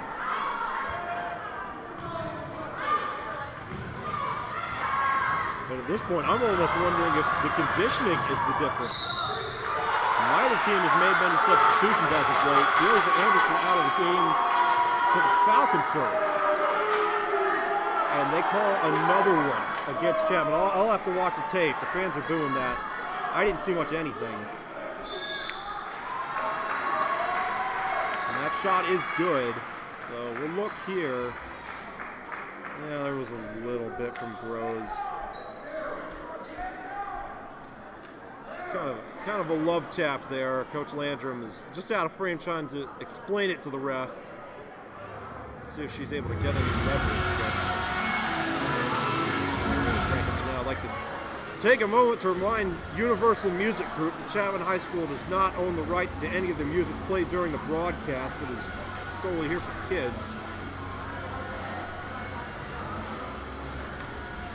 2:07 on the clock. Chapman down by 8 and with 10 fouls on the board. Got to figure something out, because Union has got them figured out offensively within the past couple of minutes. Their shot attempts have been absolutely stifled. Just can't seem to get enough separation from Union to put anything through, especially from outside the arc.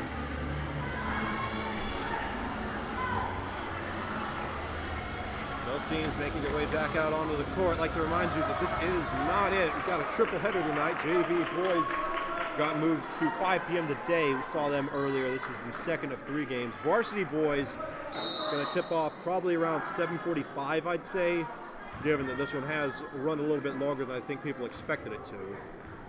2:07 left, and I imagine both teams going to use every timeout they've got. And shot number 1 for Green is good. Make it 70-61. Now, not a lot of difference between 70 and 69, but if Green makes this, Chapman's got a 4-point deficit, or 4-score deficit to deal with instead of 3. And this shot is good. The Lady Panthers go down by 10 with 2:07 to go. Got to drop away to get some separation on offense. Inside with Fair, Groves has been reasonably consistent, but not fast enough to really be able to get a comeback out of. Instead, it's going to be Wilder with a long shot inside, off the mark. Gabby Ferry back in the game, did everything she could to grab that one from Demia Brandon, but comes up empty-handed. And now Union, I think, going to start running some clock. Ivory Willis trying to shake Frary. Gets it, and almost lost the ball, but Union comes away with it again. And now this is Woods driving inside, off the mark, and Chapman able to hang on to it. Clara Grambling gets it to Wilder. Wilder going inside, and this one off as well. But Wilder did get fouled, so she'll have a chance to bring it within 8.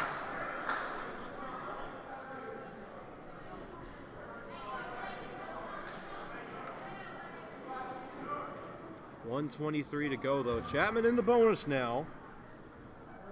Not entirely sure how much of a role that'll play here, though. A lot of time came off the clock on that one set of possessions. Oh, and maybe that the scream of the audience got the Wilder a bit. First shot, no good. Again, he only has to make one to get it back to a 3-score game. I imagine at this point Chapman's going to have to go for 3-pointers anyway. And this shot is good, 71-62. And Demia Brannon sends it over to Willis. And, oh, taken away by Lonnie Terrell! Under some duress, looks at the Wilder. Wilder goes inside to Garner. Garner sends it up and got it! I think we got a timeout taken, and yes, by the Lady Panthers. So down by 7 with just a little spark. Can they turn it into something bigger? And the time they lost on that first possession made up for with the takeaway there. Only 13 seconds come off. 70 on the clock. It's a tall order, but they certainly have the time to be able to get this one knotted back up, especially if Union continues to try to go for points. Again, I'm pretty surprised that they didn't start running the clock a little bit earlier, but the attrition on full display in this one. I didn't keep up with sports too well during my time at Chapman. I really regret that because there's a lot of history that I missed out on, but even from what limited knowledge I have, there is some big-time bad blood between these schools. And if not these schools, then at least these two teams. They have, I think, been fighting tooth and nail for this one. The JV teams were as well. Union County going to get the ball. Demia Brandon will check it in. And Chapman has 3 players on that side of the court. Brandon flings it and loose, but brought back in by Ivory Willis. Terrell really going for the steal, keeping their hands off. No foul called yet. Oh, there it is. Yeah, swat from Lonnie Terrell. Got a little bit antsy. 8 seconds come off the clock, and Brandon is going to have 2 shots. 1:02 left to play. Every passing second a luxury for the Lady Panthers. They'll need Brandon to miss both of these. First one is good. Now, it will still be a 3-possession game regardless of what happens here. Lonnie Terrell exits. She's replaced by Gabby Frary. To get the lead out to 9. Brandon off the mark and rebounded by Farrah Groves, who flips it to Wilder. And Kristen Wilder looking for Caroline Garner. Oh, no! She was trying to get it to Groves, and Groves is not ready at all. Chapman turns it over again, and Union has possession with 54 seconds left. That could be the clincher. But Union's still looking for more points. And they get it to Glenn, and Glenn is able to score up by 10, so that might be enough to do it, but I'm still kind of surprised that Union isn't taking the safe route quite yet. And that shot rebounded by Groves, gets it to Terrell, and Terrell can't connect. Groves rebounds out, but that clock continues to run. Ball is loose, brought in by Wilder, gets it to Garner. Garner goes for 3. That shot off the front of the rim and heads out of bounds. It'll be Union County ball with 22.9 seconds left, so that will, in all likelihood, do it. Looks like Union's going to be able to come away with this again. What was such a tough-fought game right up until the second half of the 4th period. And you got to wonder, I mean, this Union conditioning team has obviously done wonders again. I mean, these Yellow Jackets have barely subbed out at all in the second period. I mean, off the top of my head, I don't recall a single substitution. Their starters have been on the court for 16 straight minutes at this point and have not tired out. And Chapman has not made a lot of substitutions either. The only players they've taken in and out were due to foul troubles. Didn't want anyone fouling out. I believe Keisha Anderson had at least 3. Chapman is going to get it back with 6.6 seconds left. Looking for a little something to hang their hat on. Man, what a game. What a way to end it, too. Two games in a row, Union is able to pull away right at the finish line. And had some sorting to do with the referees there. Wilder could try to get one last play out of this. Flips over to Terrell, and Terrell falls over. Foul called. So Lonnie Terrell headed to the line with 1.1 seconds left. 64-74. Again, just 1 second on the clock right now. And there's a substitution. Number 11, Yadel Jean Lewis. Saw her very, very briefly in the third period. First shot is no good, and that will do it. And so, heartbreaking loss for the Lady Panthers. That stings. Man. Final score, 74-64. Union able to notch another one. Looking for the series sweep at Chapman, at least tonight. I imagine Chapman will be going to Union later this week. Game number 3 of our triple header coming up. Can the Varsity boys team get some redemption? Looking to settle the score with the Yellow Jackets after 2 tension-filled games. Should be a really fun one coming up.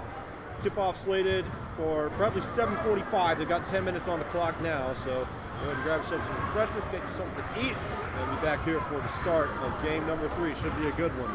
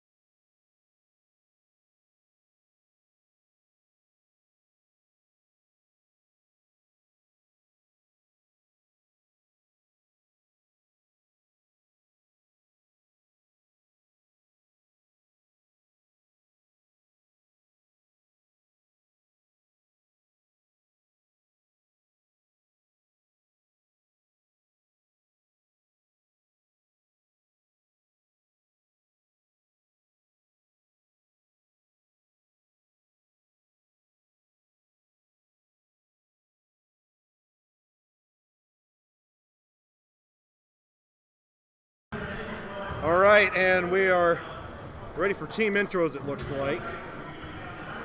Yep, I see the JROTC over there in the top center of the screen. So I'll go ahead and turn it over to David Whitaker.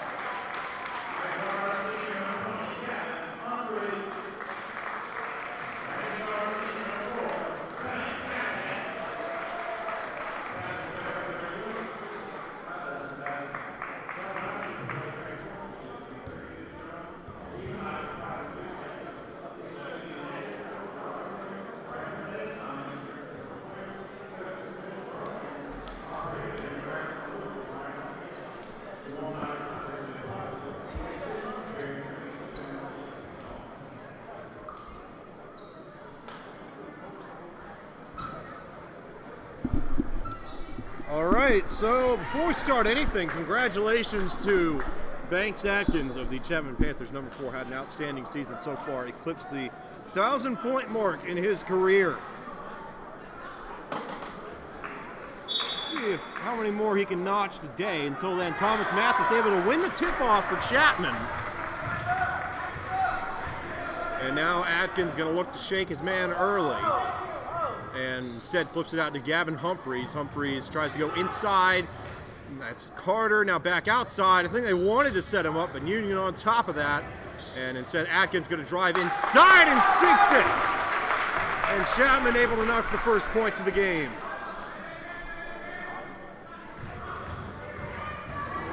And now the Yellow Jackets making their way down the court. Going to try to go inside.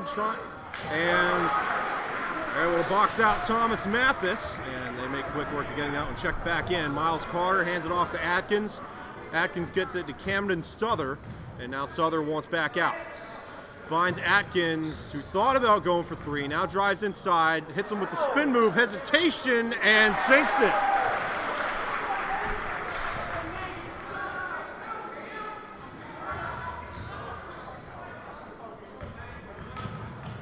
And both teams playing with some urgency already. Our Union kind of starting to take their time now. They're going to try to go inside. They certainly have the size advantage. Oh, and that one looked like suspended animation. It eventually falls in, so right back to 4-4. Oh, and a long 3. Oh! I didn't even see who that was that came out so fast. 7-4 for Chapman.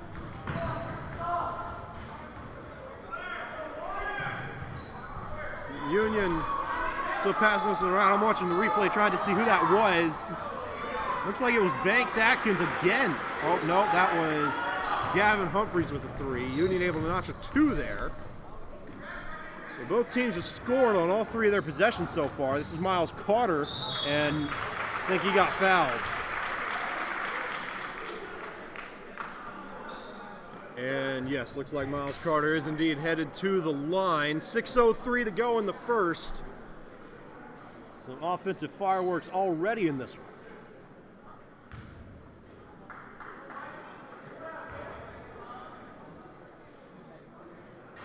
First shot for Carter rolls out. That has been a recurring theme we've run into. Tonight, again, I don't know if the rims got cleaned a couple of days ago and that made them more slippery than usual, but there have been a lot of shots that have either bounced out like that one or been almost inside the rim and then bailed out. Just rotten luck for both sides shooting the ball, even though Union was able to hit 74 last game. And a foul going against the Yellow Jackets. Number 10 called on that one. Chapman will get the ball back up by 1. 5:48 to play in the first period.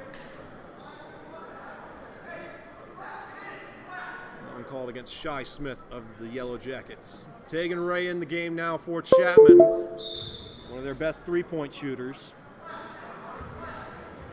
And they're trying to set up something down there. It looks kind of fishy. And I guess Union saw through it because they didn't make a lot of progress there. Tegan Ray looking for an opening. He doesn't need much of one, but he does flip it outside to Miles Carter this time. Now Carter trying to shake his man. Goes for the backward shot and did not have the momentum needed to send that one in. Union gets the rebound. They're going right down the court again. And so here we go. They flip it back out now. A little indecisive with their shooters, and it might have cost them there. Rebounded by Jonathan Mitchell. Chapman gets it right back. This is Banks Atkins faking over to Ray. Now gets it to Ray, and taking Ray for 3. Got it! And Tegan Ray able to put the Panthers on top by 2 scores.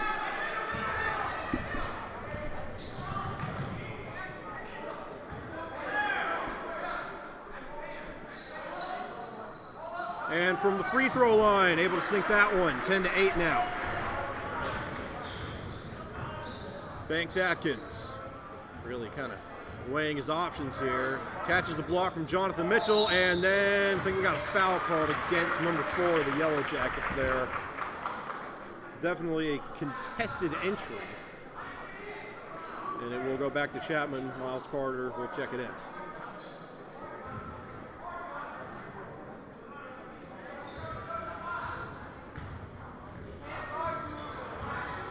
Atkins catches a block from Mitchell, drives inside, goes for the hook shot, and couldn't get enough on it. He does get fouled though. So he'll have have a chance to notch on even more points.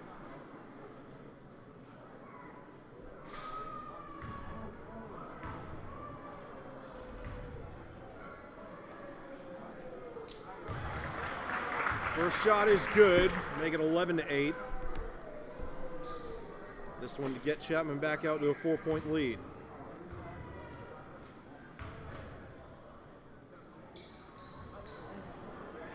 And that one off the mark, so lead stays at 3.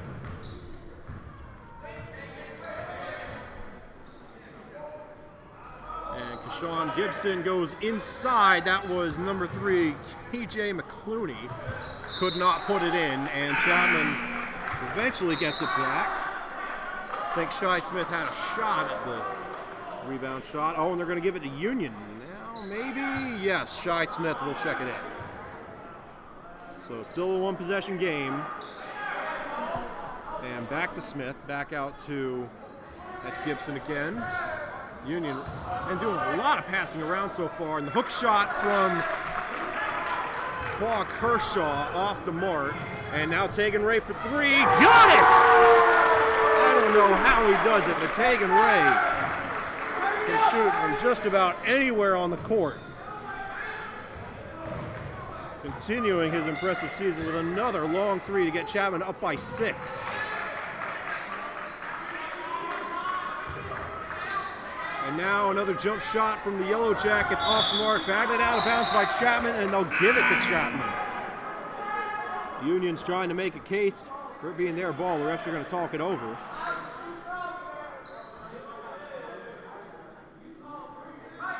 And they're going to keep it with Union.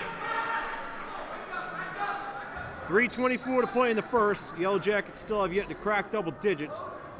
And trying to shake some defenders, instead flips it outside, and that one off the mark, rebounded by Tim McClurkin for Chapman. Banks Atkins flips it over to Tegan Ray for another 3, and this one just off the mark, rebounded by Jonathan Mitchell, who gets it outside to Garner, and that one was partially tipped and eventually taken away by the Yellow Jackets. Shi Smith trying to go inside, lost his handle on it. Like the no call there, letting him play. Tegan Ray thought about setting up for another 3. Instead, McClurkin gets it over to Atkins, and Atkins lost his footing, does get it to Garner. And now Garner looking for a way out. Finds McClurkin. McClurkin back to Atkins. 2:39 to play in the first.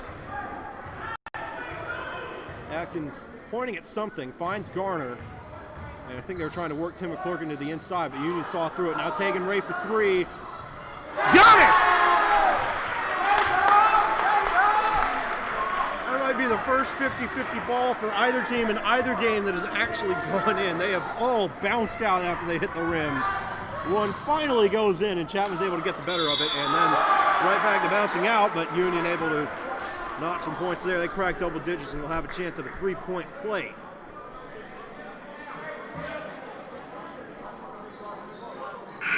That's Cara Kershaw at the line.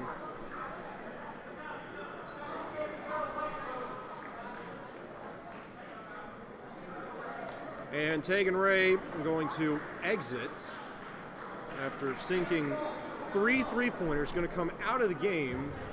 Interesting decision there, though. He does head over straight to the water bucket, so maybe just needed a breather. Replaced by Gavin Humphreys, a good 3-point shooter as well. 17-11. Chapman still on top. Looking to get it back to a 3-possession lead. Atkins flips it over to McClurkin. And now McClurkin tried to get it back to Atkins. Risky pass, but it pays off. And now Garner alone on the bank. Got it! 9-point lead for the Panthers. And airmailed that one Chapman has it right back. Atkins trying to set up, gets it outside to McClurkin for 3, and it hits the side of the backboard. Would have been quite a way to take a 12-point lead, but it's not quite happening for the Panthers yet. Oh, and they airmail another one, and Chapman is able to get it back. Atkins got the layup, and Union takes a timeout. They needed it. They have been doubled, 22-11. Chapman has scored twice for every point Union has put on the board.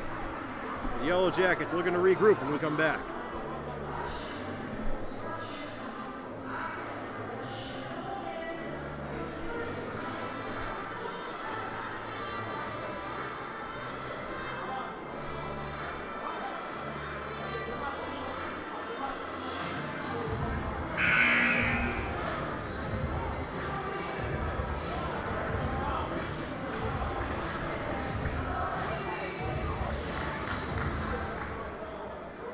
And we are back.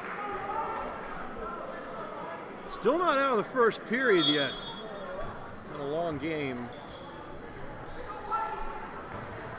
And Union looking to take this one down the court, trying to make some men miss. Ill-advised pass, had it for a second, and they do get it back. For the time being, at least, able to set up for a shot. And now going inside. Oh, Tim McClurkin knocked that one out. Great defensive play. Can he go coast to coast? Yes, and he's going to have a shot at a three-point play. 24-11.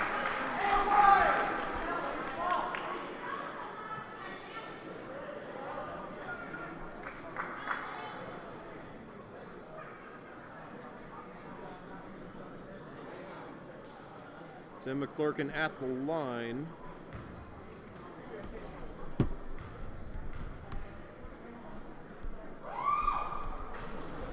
And that one off the mark, rebounded by Gavin Humphreys. Carter gets it to Garner, back to Carter, who's trying to shake some defenders. Can't do it, does get it to McClurkin. Now McClurkin wants out, looking for Humphreys, instead goes over to Garner again. Chapman really just kind of dancing around right now. Union playing some really tight coverage. And the window is closing just a little bit too quickly to go for 3. And Humphreys from downtown, and it rolls out of the rim.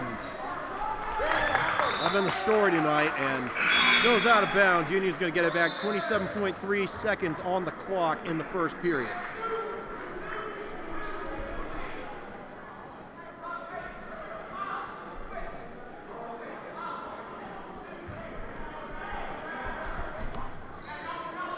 And Union's able to get it in. Across half court now, this is Bryson Hunter. Moving it over to, I believe that was Kevon Hughes who gets it to number 10, Keyshawn Gibson. Now moving a little too fast for me. Oh, and up for grabs. Gibson gets it back. And it's still up for grabs. I don't even think that was an intentional shot, but Union sank it.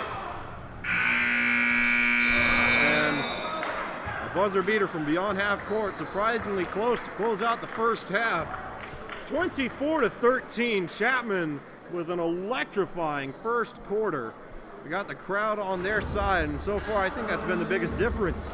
Up by 9 when we come back.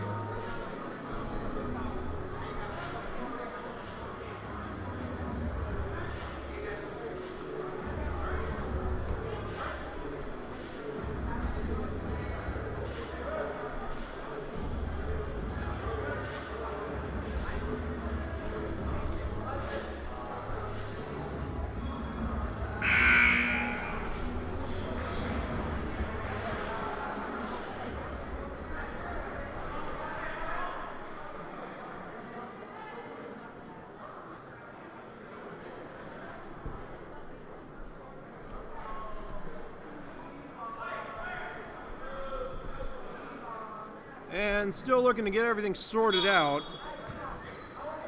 And now ready for the start of the second period. Chapman on top by 9. And Union kind of back to passing it around. Oh, loose ball. Carter almost had it. Instead, Gibson drives inside, sends it up off the mark. Rebounded by Union. They try twice, can't get it, and Thomas Mathis able to come down with it, and I think we got a foul called against Union in the process. That is their 5th.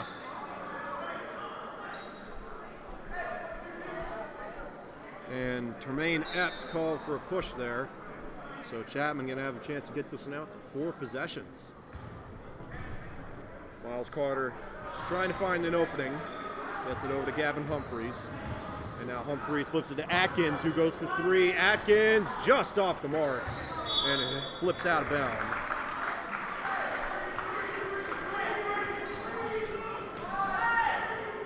Union, or it'll stay with Chapman. And now Camden Souther for 3. Sinks it! One heck of a performance from Chapman so far. 27-13.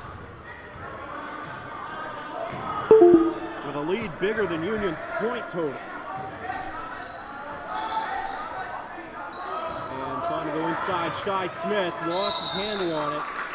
And up for grabs, they're going to give it back to Chapman. Union in some serious trouble.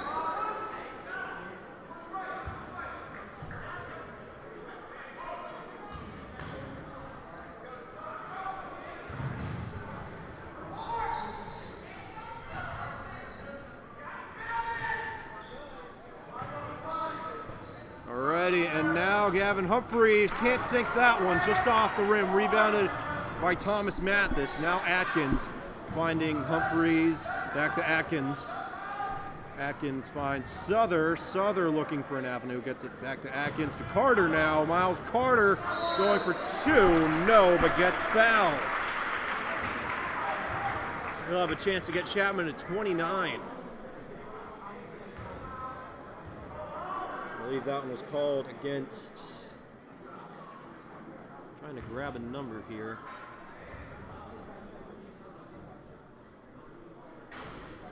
First shot is good. Saw the official hold up a 2, but none of the Union players have a 2 on their jersey. Oh, that is Jarrellyn Gregory got called for the foul there. He's checking out now. Carter's first shot is good. Tegan Ray getting ready to sub in for the Panthers. Union made a few substitutions as well. That is Gibson finding Smith, back to Gibson, back to Smith. And Smith drives inside, lost the ball, it flips out of bounds, and they're going to keep it with Union. 6:09 to play in the second period.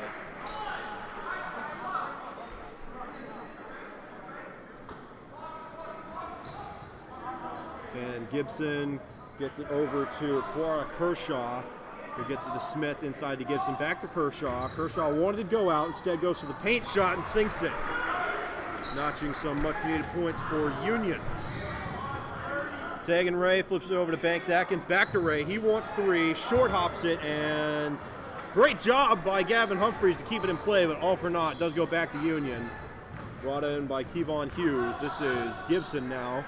Looking it back to, that's number 3, KJ McClooney. And Shai Smith.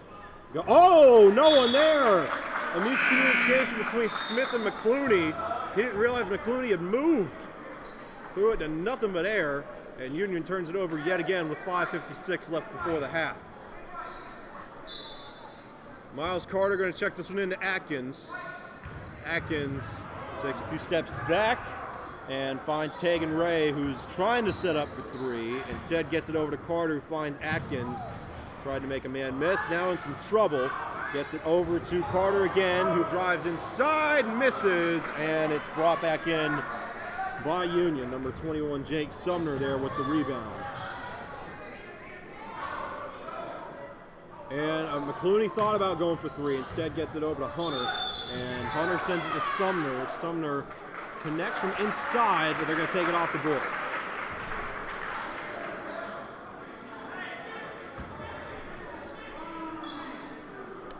Chapman still up by 13, 28-15 the score now. Miles Carter to check into Banks Atkins.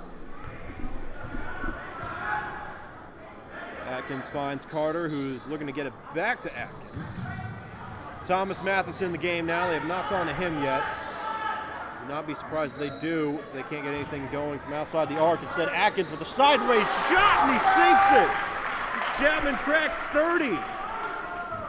5 minutes to play in the second period, and Union's got 7 fouls, so the Panthers in the bonus too. Everything going right for Chapman so far. They need to knock on wood. The commentator's curse is very real, as I found out this season. Union sends it out of bounds, but they'll hang on to it.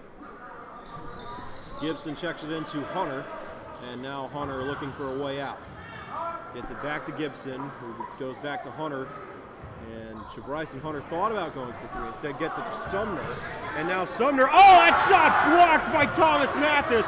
Brought back in by the Yellow Jackets, and now KJ McClooney able to sink it. 4.5 minutes to play in the second. Miles Carter. Oh, has that one knocked out of bounds, and Union gets it back. Gibson making a beeline to the goal, and McClooney tried to bat it in. Shi Smith can't do it. Thomas Mathis has it and gets it outside to Miles Carter. Crisis averted for the Panthers, still on top by 14 before sending it out of bounds. 4:04 to play now. And Sean Gibson to check it in.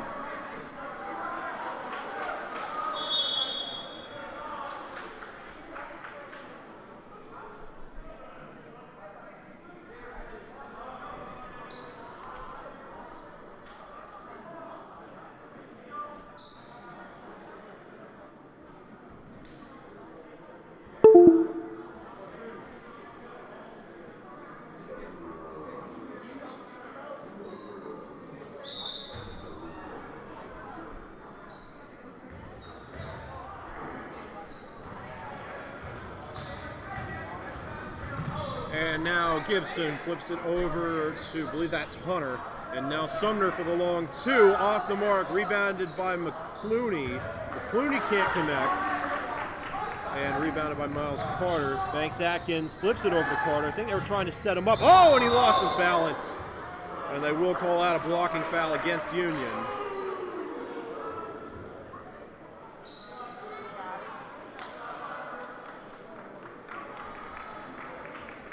So Miles Carter headed to the line. That makes 8 fouls already for the Yellow Jackets.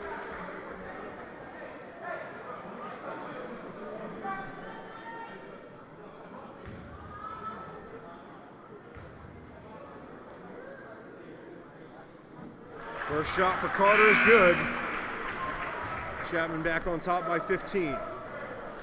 Got a substitution for Union. Jake Sumner comes out. He's replaced by Quara Kershaw, number 4.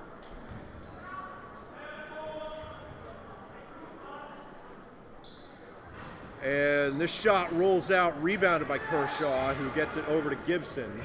Gibson finds Hunter. Hunter, navigating some traffic, wanted to take a step back, instead gets it to Smith. Smith sends it off his shoe and goes inside, up for grabs, and Miles Carter sends it out of bounds, so they'll go right back to Union.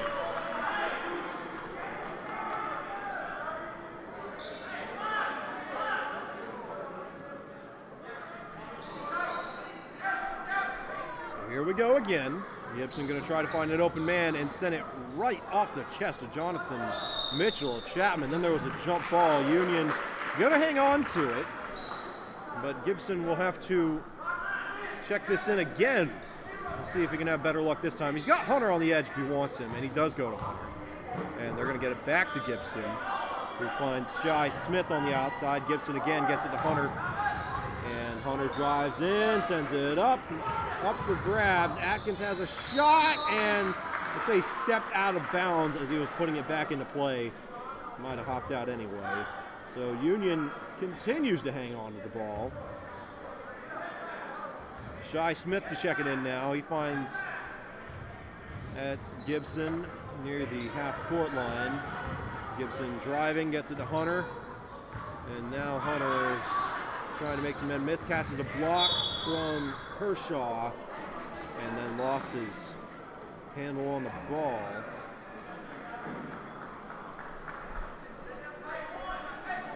And Union will continue to hang on to this. Gibson airs it out for Kershaw. And now Kershaw gets it out to Smith, who gets it to Gibson, over to Hunter. Not a lot of windows open for Union so far. And now McClooney sends it to Smith, who drives inside and sinks the layup. And Union needed that. 2.5 minutes to play before the break. Thomas Mathis working from inside the paint, sinks it.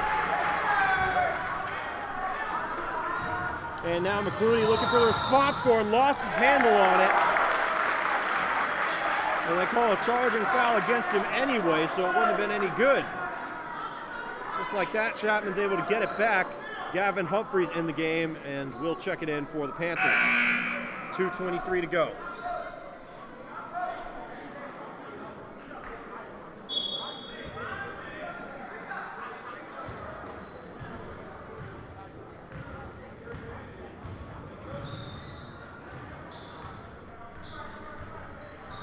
Atkins going to drive inside, now flips it out to McClurkin, and McClurkin gets it back to Atkins. 2:05 left on the clock. Atkins trying to catch a block from Mathis, doesn't work, and got a whistle. I think he stepped out of bounds. 2 minutes flat. McClooney going to check this one in for Union.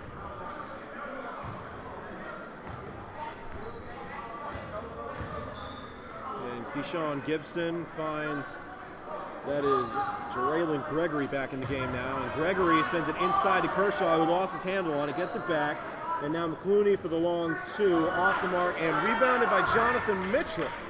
So Mitchell flips it out to Gavin Humphreys, who gets it to Atkins for the long three. Atkins, rolls out of the rim. That has been happening all night to both teams. And Union able to capitalize on that miss. They've cracked 20. 81 seconds to play in the first half. Chapman sends that one up, no good. Rebounded by the Yellow Jackets. They flip it over to Gibson. 75 left now. Gibson gets it to Gregory. Gregory for three, off the mark, but rebounded by Kershaw for a moment, lost it, and then Union's going to get it back.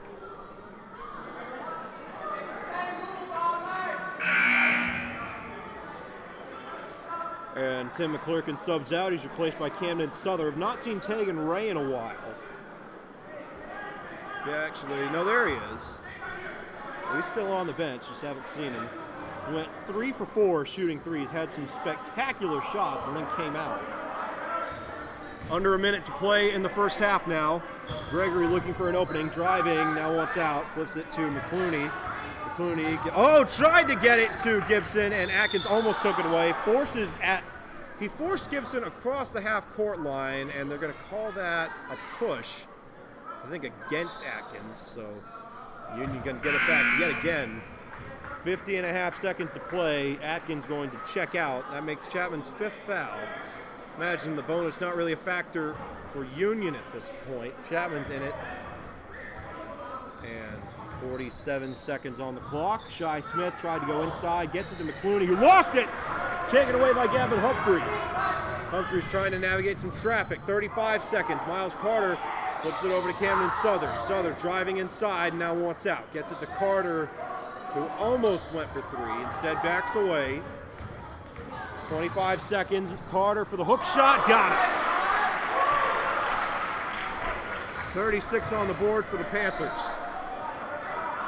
16 seconds to go in the half. And Union really airmailing this thing out, playing maybe a little bit of four corners, not quite sure. I think they're just trying to make sure this is the last possession of the game. And 3 seconds, Shai Smith setting up McClooney for the long three, and no buzzer beater this time. Just a little too much heat on that one. And at the end of the first half, the Varsity boys team is certainly faring better than their predecessors did, up by 15 on the Yellow Jackets. But Does Union have another comeback in them? They have pulled away from some close games earlier tonight. We'll see. So at the end of 2, Chapman on top, 36-21, back in 10 minutes for the start of the 3rd period. See you soon.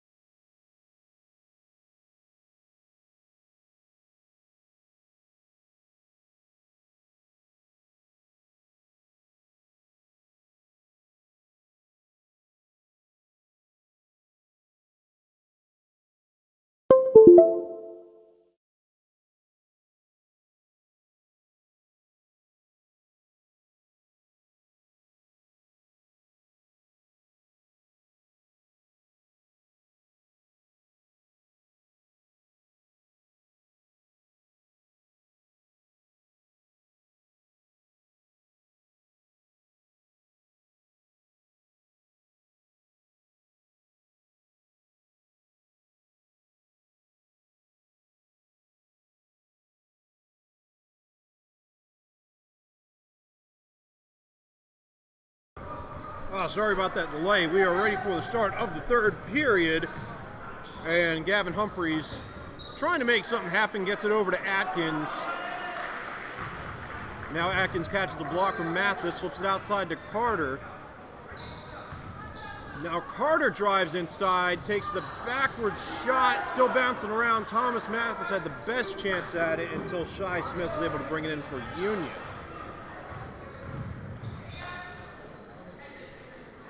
Chapman comes up empty-handed on possession number 1. 7:20 to play in the third period. And the Bryson Hunter sends it inside to Quara Kershaw. I believe that was Shi Smith with the shot attempt. Heads out of bounds. But it looks like Union's going to hang on to it. And now Keyshawn Gibson will check it in. He finds Hunter. And Hunter gets it back to Gibson, who gets it to Smith. Back to Gibson. And now Hunter looking to go inside. Nope, back to Gibson now. Now catches a block from, that's number 3, KJ McClooney. And now McClooney from the inside sends it up off the mark and rebounded by Banks Atkins for Chapman. Atkins across the 1,000-point threshold for his career, and the hesitation, but the 3 comes up a little bit short. Rebounded by Gibson, tries to go coast to coast, and not quite. But he does get fouled by Thomas Mathis.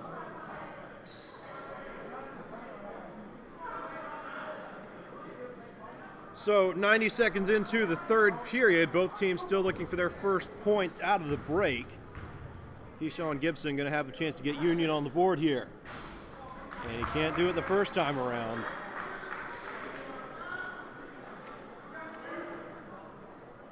We'll see if he can sink it on this second shot.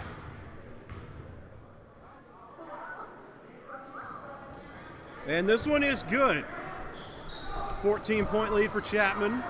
And Atkins going to send it over to Miles Carter, who gets it to Thomas Mathis in the center of the court. Now back to Atkins. Catches a block from Carter, really hightailing it inside and sinks the layup. Making a 16-point lead now for the Panthers.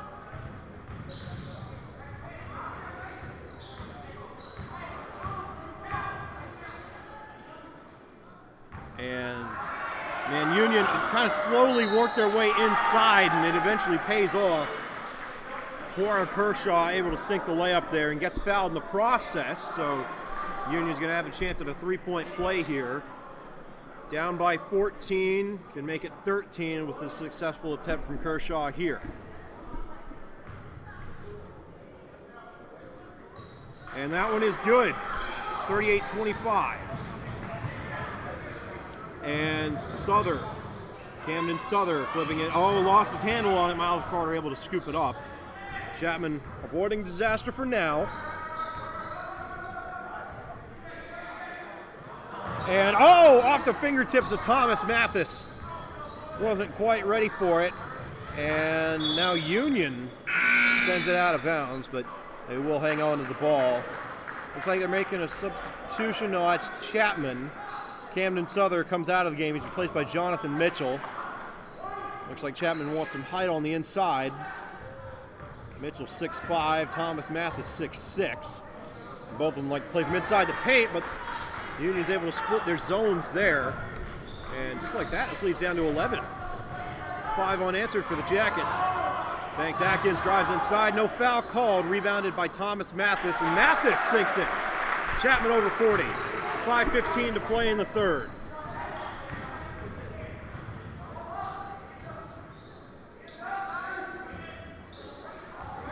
and Hunter fakes to the outside, drives in, off the mark, but rebounded, and then had whistles as it hit the fingertips of KJ McClooney. Didn't see what it was for, but Chapman's going to get the ball back, so take those points off the board.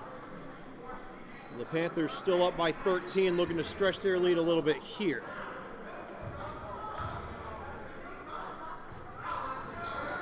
And Gavin Humphreys sends it inside to Mathis.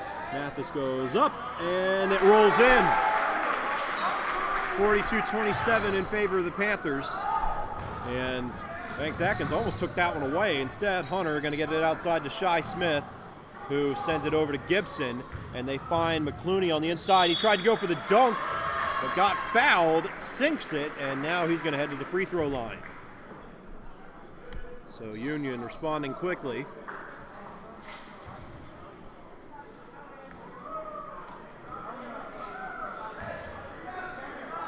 This one to make it a 12-point game.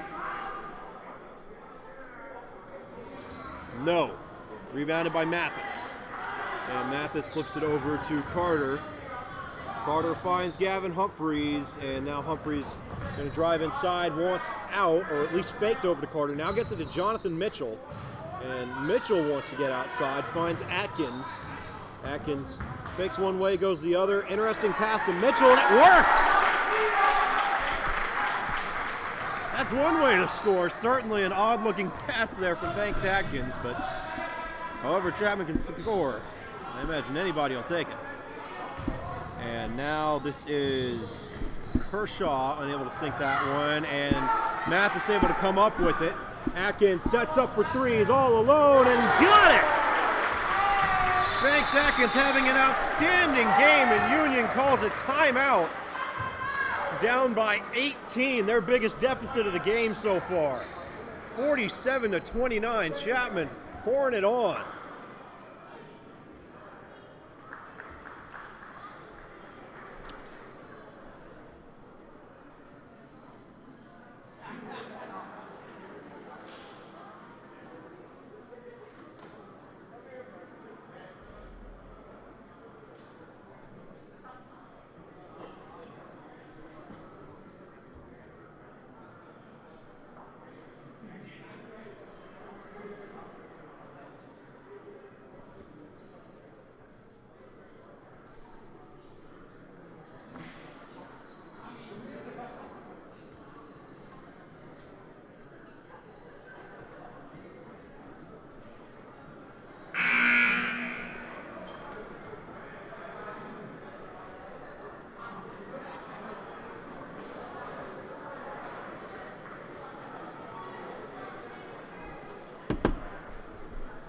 Well, not sure what they were talking about over on the sideline for Union, but I can't imagine it was very pleasant. And now they've only got, no, there's Kershaw. He's really hanging out near that bench. It looked like they only had 4 out. Instead, they get it to Hunter, and Hunter's going to flip it back over to Gibson. Gibson gets it to McClooney, who drives inside, flips it to Smith.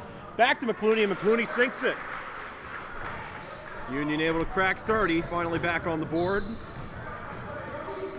And now Atkins flips it outside to Carter, who wanted to go for 3. Instead, Atkins has it again. Spinning around a little bit, sends it over to Mathis, who's trying to box out Kershaw. Instead gets it over to Carter. Carter going to drive inside, flips it to Jonathan Mitchell, who looked kind of confused, and we got a 3-second violation. Don't think Mitchell expected to get the ball there. Couldn't make it out of the paint fast enough. 3:10 to play in the third. Union has it back. And they send it up off the mark the first time, and Banks Atkins takes it away. Under 3 to play in the third. Atkins from inside the paint, long shot, no good. Still up for grabs. Mitchell had a shot at it. Instead, it's Kershaw. And Kershaw taking a few steps back, flips it to Gibson. And Gibson gets it over to Hunter. Now inside, McClooney from the free throw line and rolls it in. And the Yellow Jackets starting to cut into this lead. Carter gets it to Atkins, who's motioning some men around. Trying to get a block from Mathis, but they see through it. Now going inside, Mathis almost lost it and does lose it. Taken away by Union.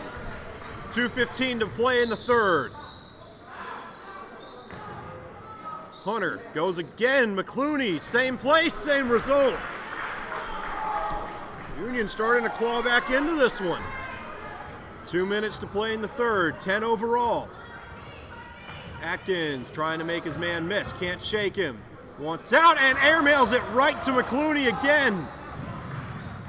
Can he get 6 straight? No, Miles Carter knocked it right out of his hand. What a play. Or actually, I believe that was Jonathan Mitchell. What a play to get the momentum back on Chapman's side. Thomas Mathis going to exit. He looks gassed. Probably headed right for that water cooler, I imagined. Replaced by Tegan Ray.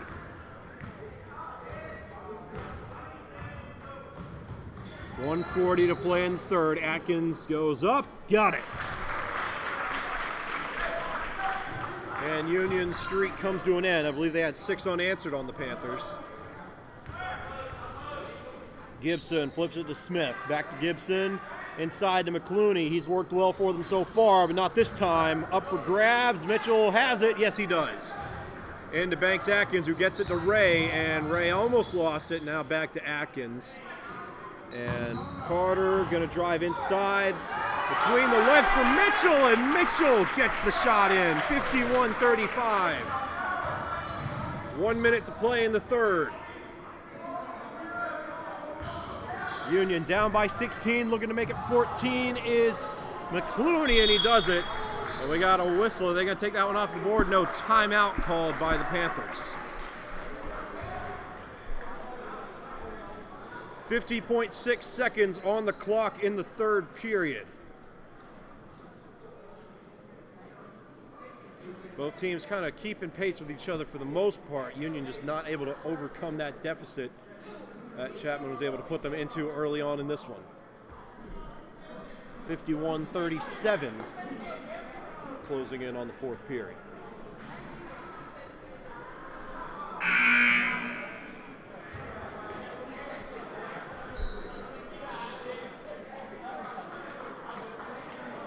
Jake Sumner alongside, got a handful of substitutions now for Union.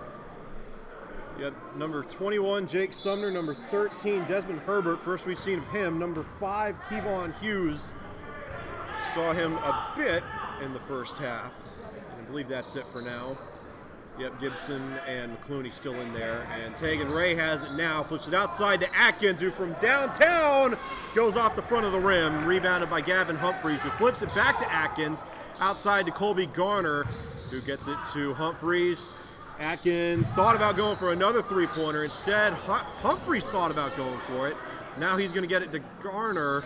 Over to Atkins. A lot of passing so far. And Atkins for the long 2 and able to sink it. A lot of drama there for a 2-point shot, but it stretches Chapman's lead back out to 16. And Gibson gets it over to Hughes for a long 3. Kevon Hughes puts Union up over 40, and then, man, I didn't realize how low the clock was on that one. A long buzzer beater comes up well short for the Panthers. That one works maybe 1 out of 10,000 times, so no shame in not putting that one in. 53-40, Union able to shave 3 points off of that deficit they went into at halftime. 53-40, down by 13. Fourth period coming up. Now don't go anywhere. It's not over yet because in these past 2 games, they've been tied going into the fourth, but Union has really started to pull away, especially in the second half of the fourth period. Again, I don't know if it's conditioning, if the Chapman teams just got psyched out or what, but Union has been able to put up a lot of points in a very short amount of time to the tune of many defensive turnovers. So this one's still anyone's ball game if Union can put together another performance like that. We shall see. 8 minutes on the clock to decide this one. Back in a moment.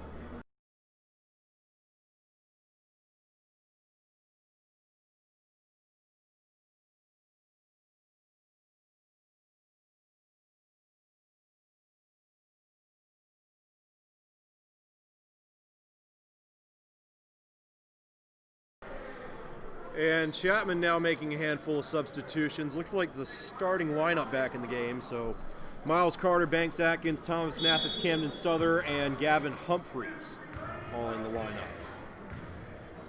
Colby Garner, Tegan Ray, and Jonathan Mitchell all exit for the time being, and Atkins in some serious trouble. Somehow gets it over to Carter, who finds that's Humphreys, back to Atkins, who goes back to Humphreys, tries to make a man miss, gets it over to Carter. Union really guarding the arc so far. Chapman has been content to work inside the paint. Union wants to kind of get them out of their comfort zone a little bit, though I'm sure Union does need to be careful what they wish for, because Chapman has been lethal from outside the arc as well. Atkins sends it over to Carter, who gets it to Souther. And Souther kind of navigating that defense. Atkins trying to set up for three. Can't shake McClooney. Finds Humphreys all the way on the other side of the court. And now going for the quick three and almost had it. McClooney was right in his face, though. So about a full minute comes off the clock on that possession alone. Chapman comes up empty-handed to the tune of some rough and tumble defense from Union, but it doesn't quite pay its dividends yet. Pass goes out of bounds. Chapman will get it right back with 7:01 to play in the fourth. It's a 5-possession game.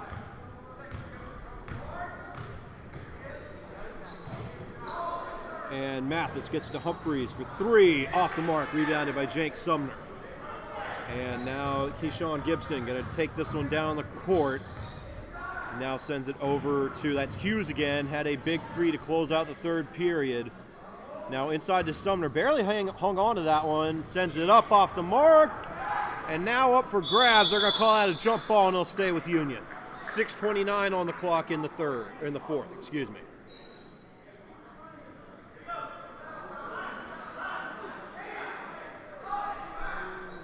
Keyshawn Gibson to check this one in. And sending it over to, that is number 13, Desmond Herbert. Again, haven't heard much from him so far. Instead, it's going to be McClooney from the free throw line. This one off the mark, rolls out of bounds, and they're going to call it Chapman ball.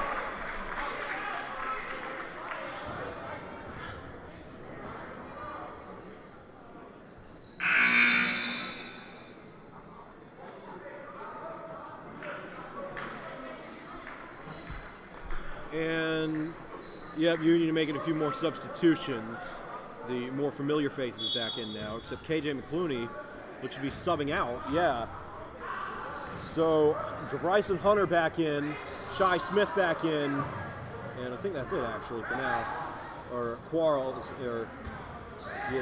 Kershaw in as well. Now that possession, we're gonna come up empty-handed for Chapman. Sumner puts it in, 11-point game.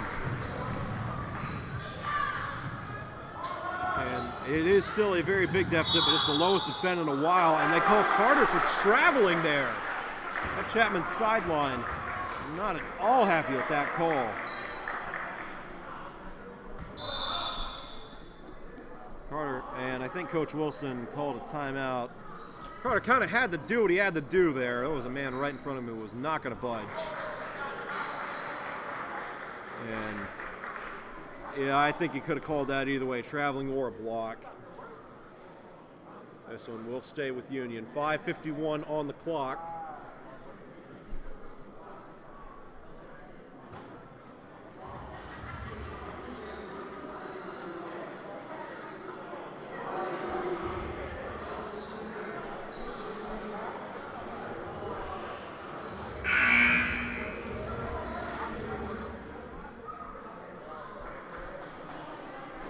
So with 5:51 remaining in the game, Kershaw going to check this one in to Bryson Hunter, it looks like. And now Hunter gets it all the way back down the court. Sumner gets it back to Hunter, who tries to work from inside the paint. Instead, Shai Smith hesitates on the potential three. And they're going to go inside. Kershaw with the hook shot. No good, but rebounded by Sumner. Has that one blocked and taken away. Banks Atkins really driving and now slows down. Carter gets it outside to Humphreys, who finds Mathis.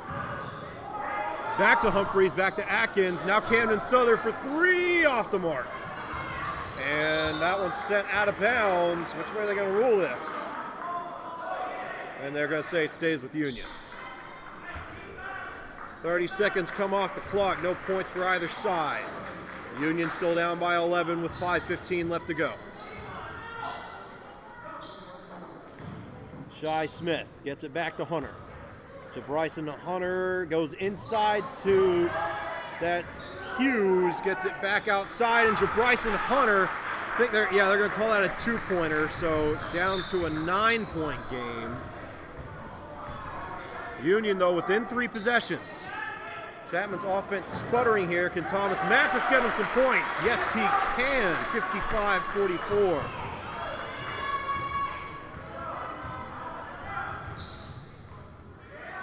And a nifty pass from Hunter to Smith to set up Hughes inside from the free throw line. No, rebounded by Banks Atkins.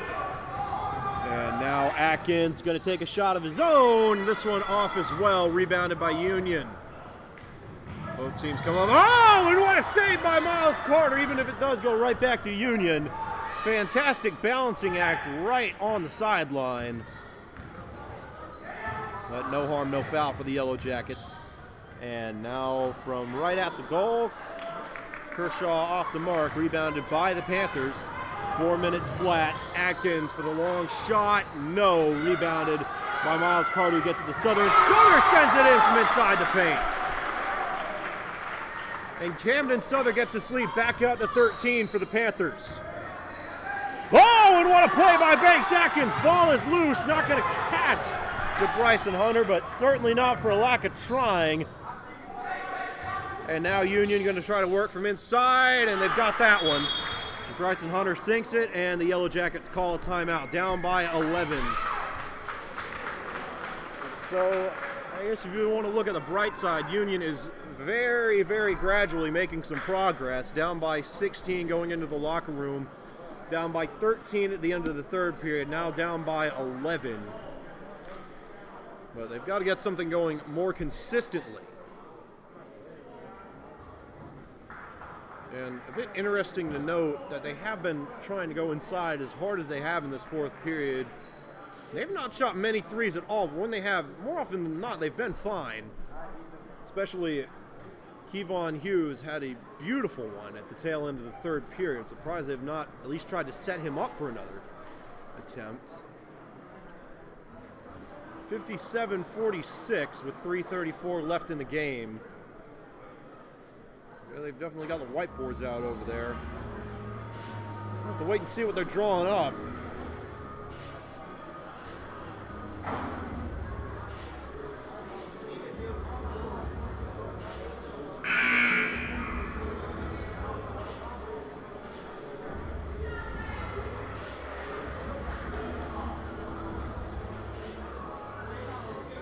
And KJ McClooney back in the game alongside, that's Tremaine Epps. First we've seen of him in a while. He had a bit of action early on in the first half.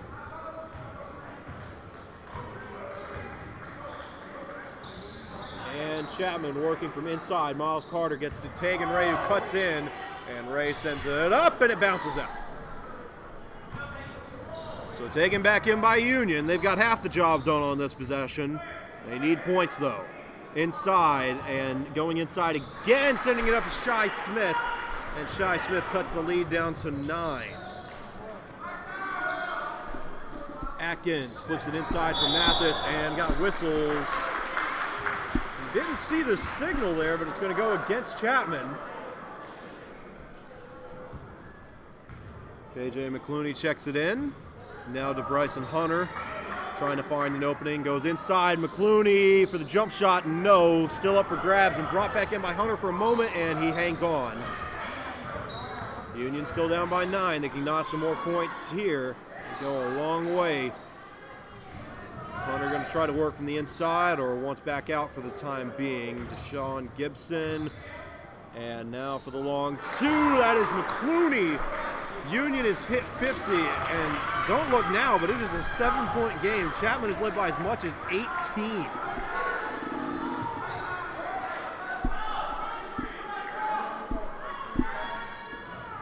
And Mathis goes inside, but has it knocked away, and it'll stay with the Yellow Jackets. Timeout called by the Panthers. Starting to feel the heat a little bit. Just a 7-point game, and Union's going to have the ball. They can't get it back all at once, but they can get a lot closer than they are now. Again, are we going to see this conditioning come into play again? Because I tell you, I don't know what Union's doing, but all their players for all three of the teams they fielded today have had unparalleled stamina. They have been on the court pretty much all game with minimal substitutions. I know in that girls' game, I don't think the starters came out at all in the second half. So, big props, win or loss here. Huge props to the Union strength and conditioning coaches. They have really built up some endurance in their players. But is it going to be enough to outlast that scoring onslaught Chapman had in the first half? We'll find out. Union certainly has time to come back. Closing in on 2 minutes. DeBryson Hunter drives inside. Got it. 5-point game. Banks Atkins going to flip it over to Miles Carter. Inside now for Jonathan Mitchell. Tries to split some defenders. Goes up and he gets fouled. Union wants a no call, but I don't think they're going to get it. Really clean half for both sides foul-wise. It's Chapman has 3. That's only Union's second. 1:50 to play in the game.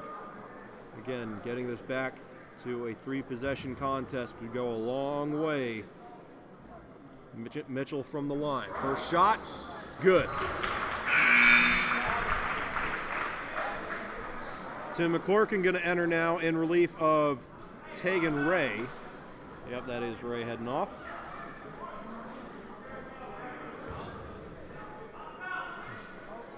To put the Panthers up by 3 scores. Mitchell. Got it. 59-52. Chapman back on top by 7. Again, oh, and a takeaway by Gavin Humphreys. DeBryson Hunter was just not ready for that pass, and now Humphreys in some trouble. Manages to shake Gibson. They go inside with Mitchell. Mitchell wants out, gets it to Atkins. And Atkins going to take it back around. Catches a block from McClurkin and gets it to Miles Carter. Carter looking and steps out of bounds. Or check that. That was Gavin Humphreys stepping out, but I don't know. Might have had a timeout call by Chapman.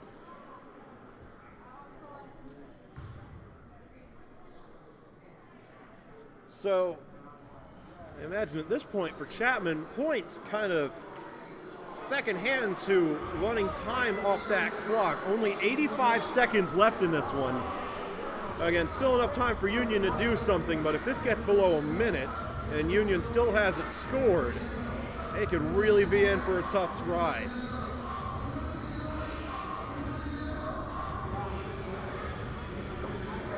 I do believe that both teams have a good many timeouts left, so stopping the clock, not much of an issue. Bonus, not much of an issue. Again, only 5 fouls between both teams. 2 for Union and 3 for Chapman. But you gotta wonder how this possession for Chapman is gonna impact the outcome of this game. Miles Carter will check it in. Tim McClurkin, Jonathan Mitchell, Gavin Humphreys, and Banks Atkins, the personnel for the Panthers. Carter gets it to Atkins, who wants back outside to Humphreys. Humphreys gets it back to Atkins, but Chapman moving toward that half-court line instead of away. Clock continues to roll, 70 seconds now. Atkins going to drive inside, flips it over to Carter, who does not go for 3. Smart move. That clock continues to roll. McClurkin back to Humphreys. Fakes to Carter, now does go to Carter, under a minute. Atkins and Chapman in full 4 corners mode now. Really milking this clock, and there is the foul from Gibson. Well, I tell you what, I know it was intentional and all, and I know the refs know it was intentional, but that was the single softest foul I've ever seen in my entire life. He just tapped him on the back, and that was enough to draw the whistle. So Carter gets it over to Atkins, who loses his footing. Oh, what a move to hang on to the ball. Airmails it back to Carter, 45 seconds on the clock, and now Humphreys is fouled. Now, I can't remember which game it was. I think it was BMC and Landrum, maybe, where one team had to do this. Just kind of kept fouling them until the other team ended up in the bonus just so they could get the ball back. It is a long and arduous process, and really and truly, I'd have to see more tape, but it's easy for me to say that it's really not worth the time. But that is foul number 5 for Union, 3 straight. But again, Chapman is going to hang on to the ball until they get to 7 fouls, at which point somebody's going to get to go to the line, possibly get this to an 8-point game, and then Union's going to get it back. 38.8 seconds, Union still down by 7. Chapman in no hurry to do much of anything, I imagine. Though I'm sure they would like to make their way further down the court than the Union's allowing them to. They've been going backwards for the... Oh, and it goes out of bounds! Union catches a break. I think that was intended for Humphreys, just not ready for the pass. 36 seconds on the clock. Union's going to have to score very quickly here, but not out of reach yet. Oh, and taken away by Gavin Humphreys. That could do it. And there is the foul from Gibson. So Humphreys going to head to the line. 31.2 seconds to go.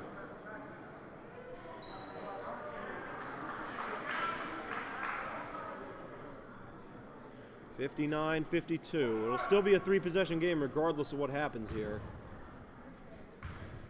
Though again, points would go a long way in what has been a tightly contested 4th period. Humphreys sinks his first one. Chapman hits 60 to get them to 61. Thomas Mathis getting ready to sub in for the Panthers. 31.2 seconds off the clock. Shot number 2 is good as well. Humphreys might have put this one on ice.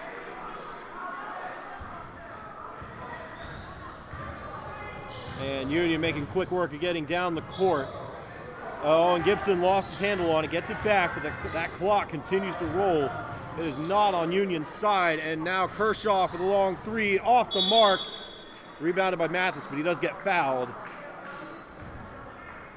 So everybody gonna walk all the way to the other side of the court so Mathis can get his shot in. This one would, if it wasn't over yet, this one would put it away for sure. Union will go down 4 possessions with 16.5 seconds left in the game if Mathis makes this. Here we go.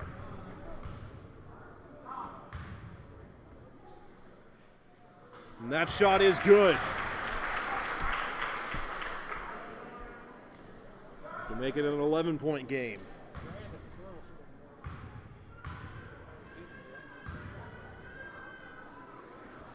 And Mathis sinks it again. 63-52 might be your final unless Union can get one last bucket in here. Still playing lights out offensively, or at least with a lot of tempo, and I think we got a timeout taken by Union after that 2-pointer from DeBryson Hunter. Indeed we do. So a 9-point game, 9 seconds on the clock. Chapman's going to get the ball back. I would imagine they'll get fouled as soon as they check it in. Credit to Union for still trying, though.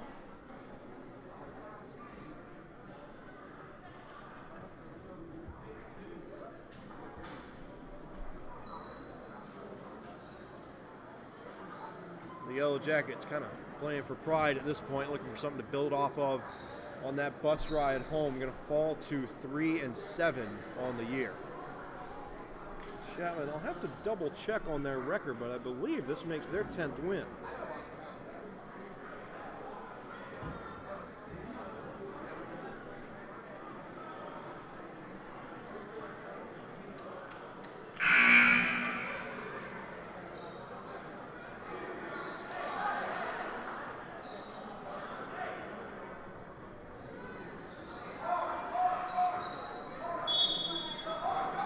And there's the whistle. They're ready for play. Humphreys trying to find an open man, gets it to Carter, and yeah, he's fouled immediately. 1.3 seconds come off the clock.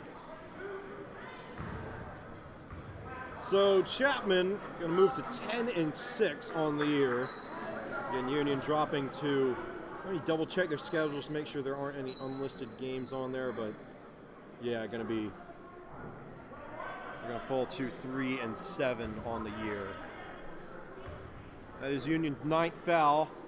Carter's shot is good. Back to a 10-point lead, 64-40, 64-54. And he'll have another one.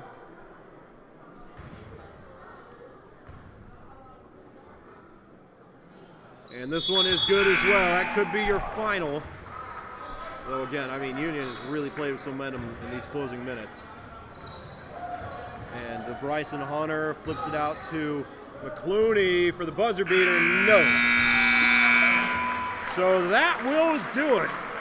The Varsity boys able to avenge those fourth period comebacks by Union earlier. The final score in the final game of our triple header, 65-54 in favor of Chapman. The Panthers move to 10-6. The Yellow Jackets drop to 3-7. That is going to do it for us. Now, do keep an eye on district social media in the coming days, because our streaming schedule is all out of whack. There have been a lot of cancellations this past week. As it stood on Sunday, we were supposed to go to Landrum on Thursday and stream the JV game there against St. Joseph's. That game has been completely canceled. I believe both JV teams are playing St. Joseph's tonight. They're doing all 4 games at Landrum as we speak. So, unless Landrum gets another home game on that Thursday, which would be very short notice, assuming we do a game, it will probably be Chapman's JV game here on Thursday. They had one as well. So again, keep an eye on district social media, and in case you want to cut out the middleman and stay up to date in the most efficient way possible, make sure you subscribe to the Chapman High School Athletics YouTube channel. That is where you are now. Click that big red subscribe button below the video window, and there will be a little bell that pops up beside it. Make sure you click on that and hit all, so that way you will be personally notified every time we set up a stream and every time we go live on one of those streams. Again, that is the most efficient way to stay up to date with all things School District 1 streaming. So that will do it for us tonight. We will see you in the near future, we'll say. Next game coming soon.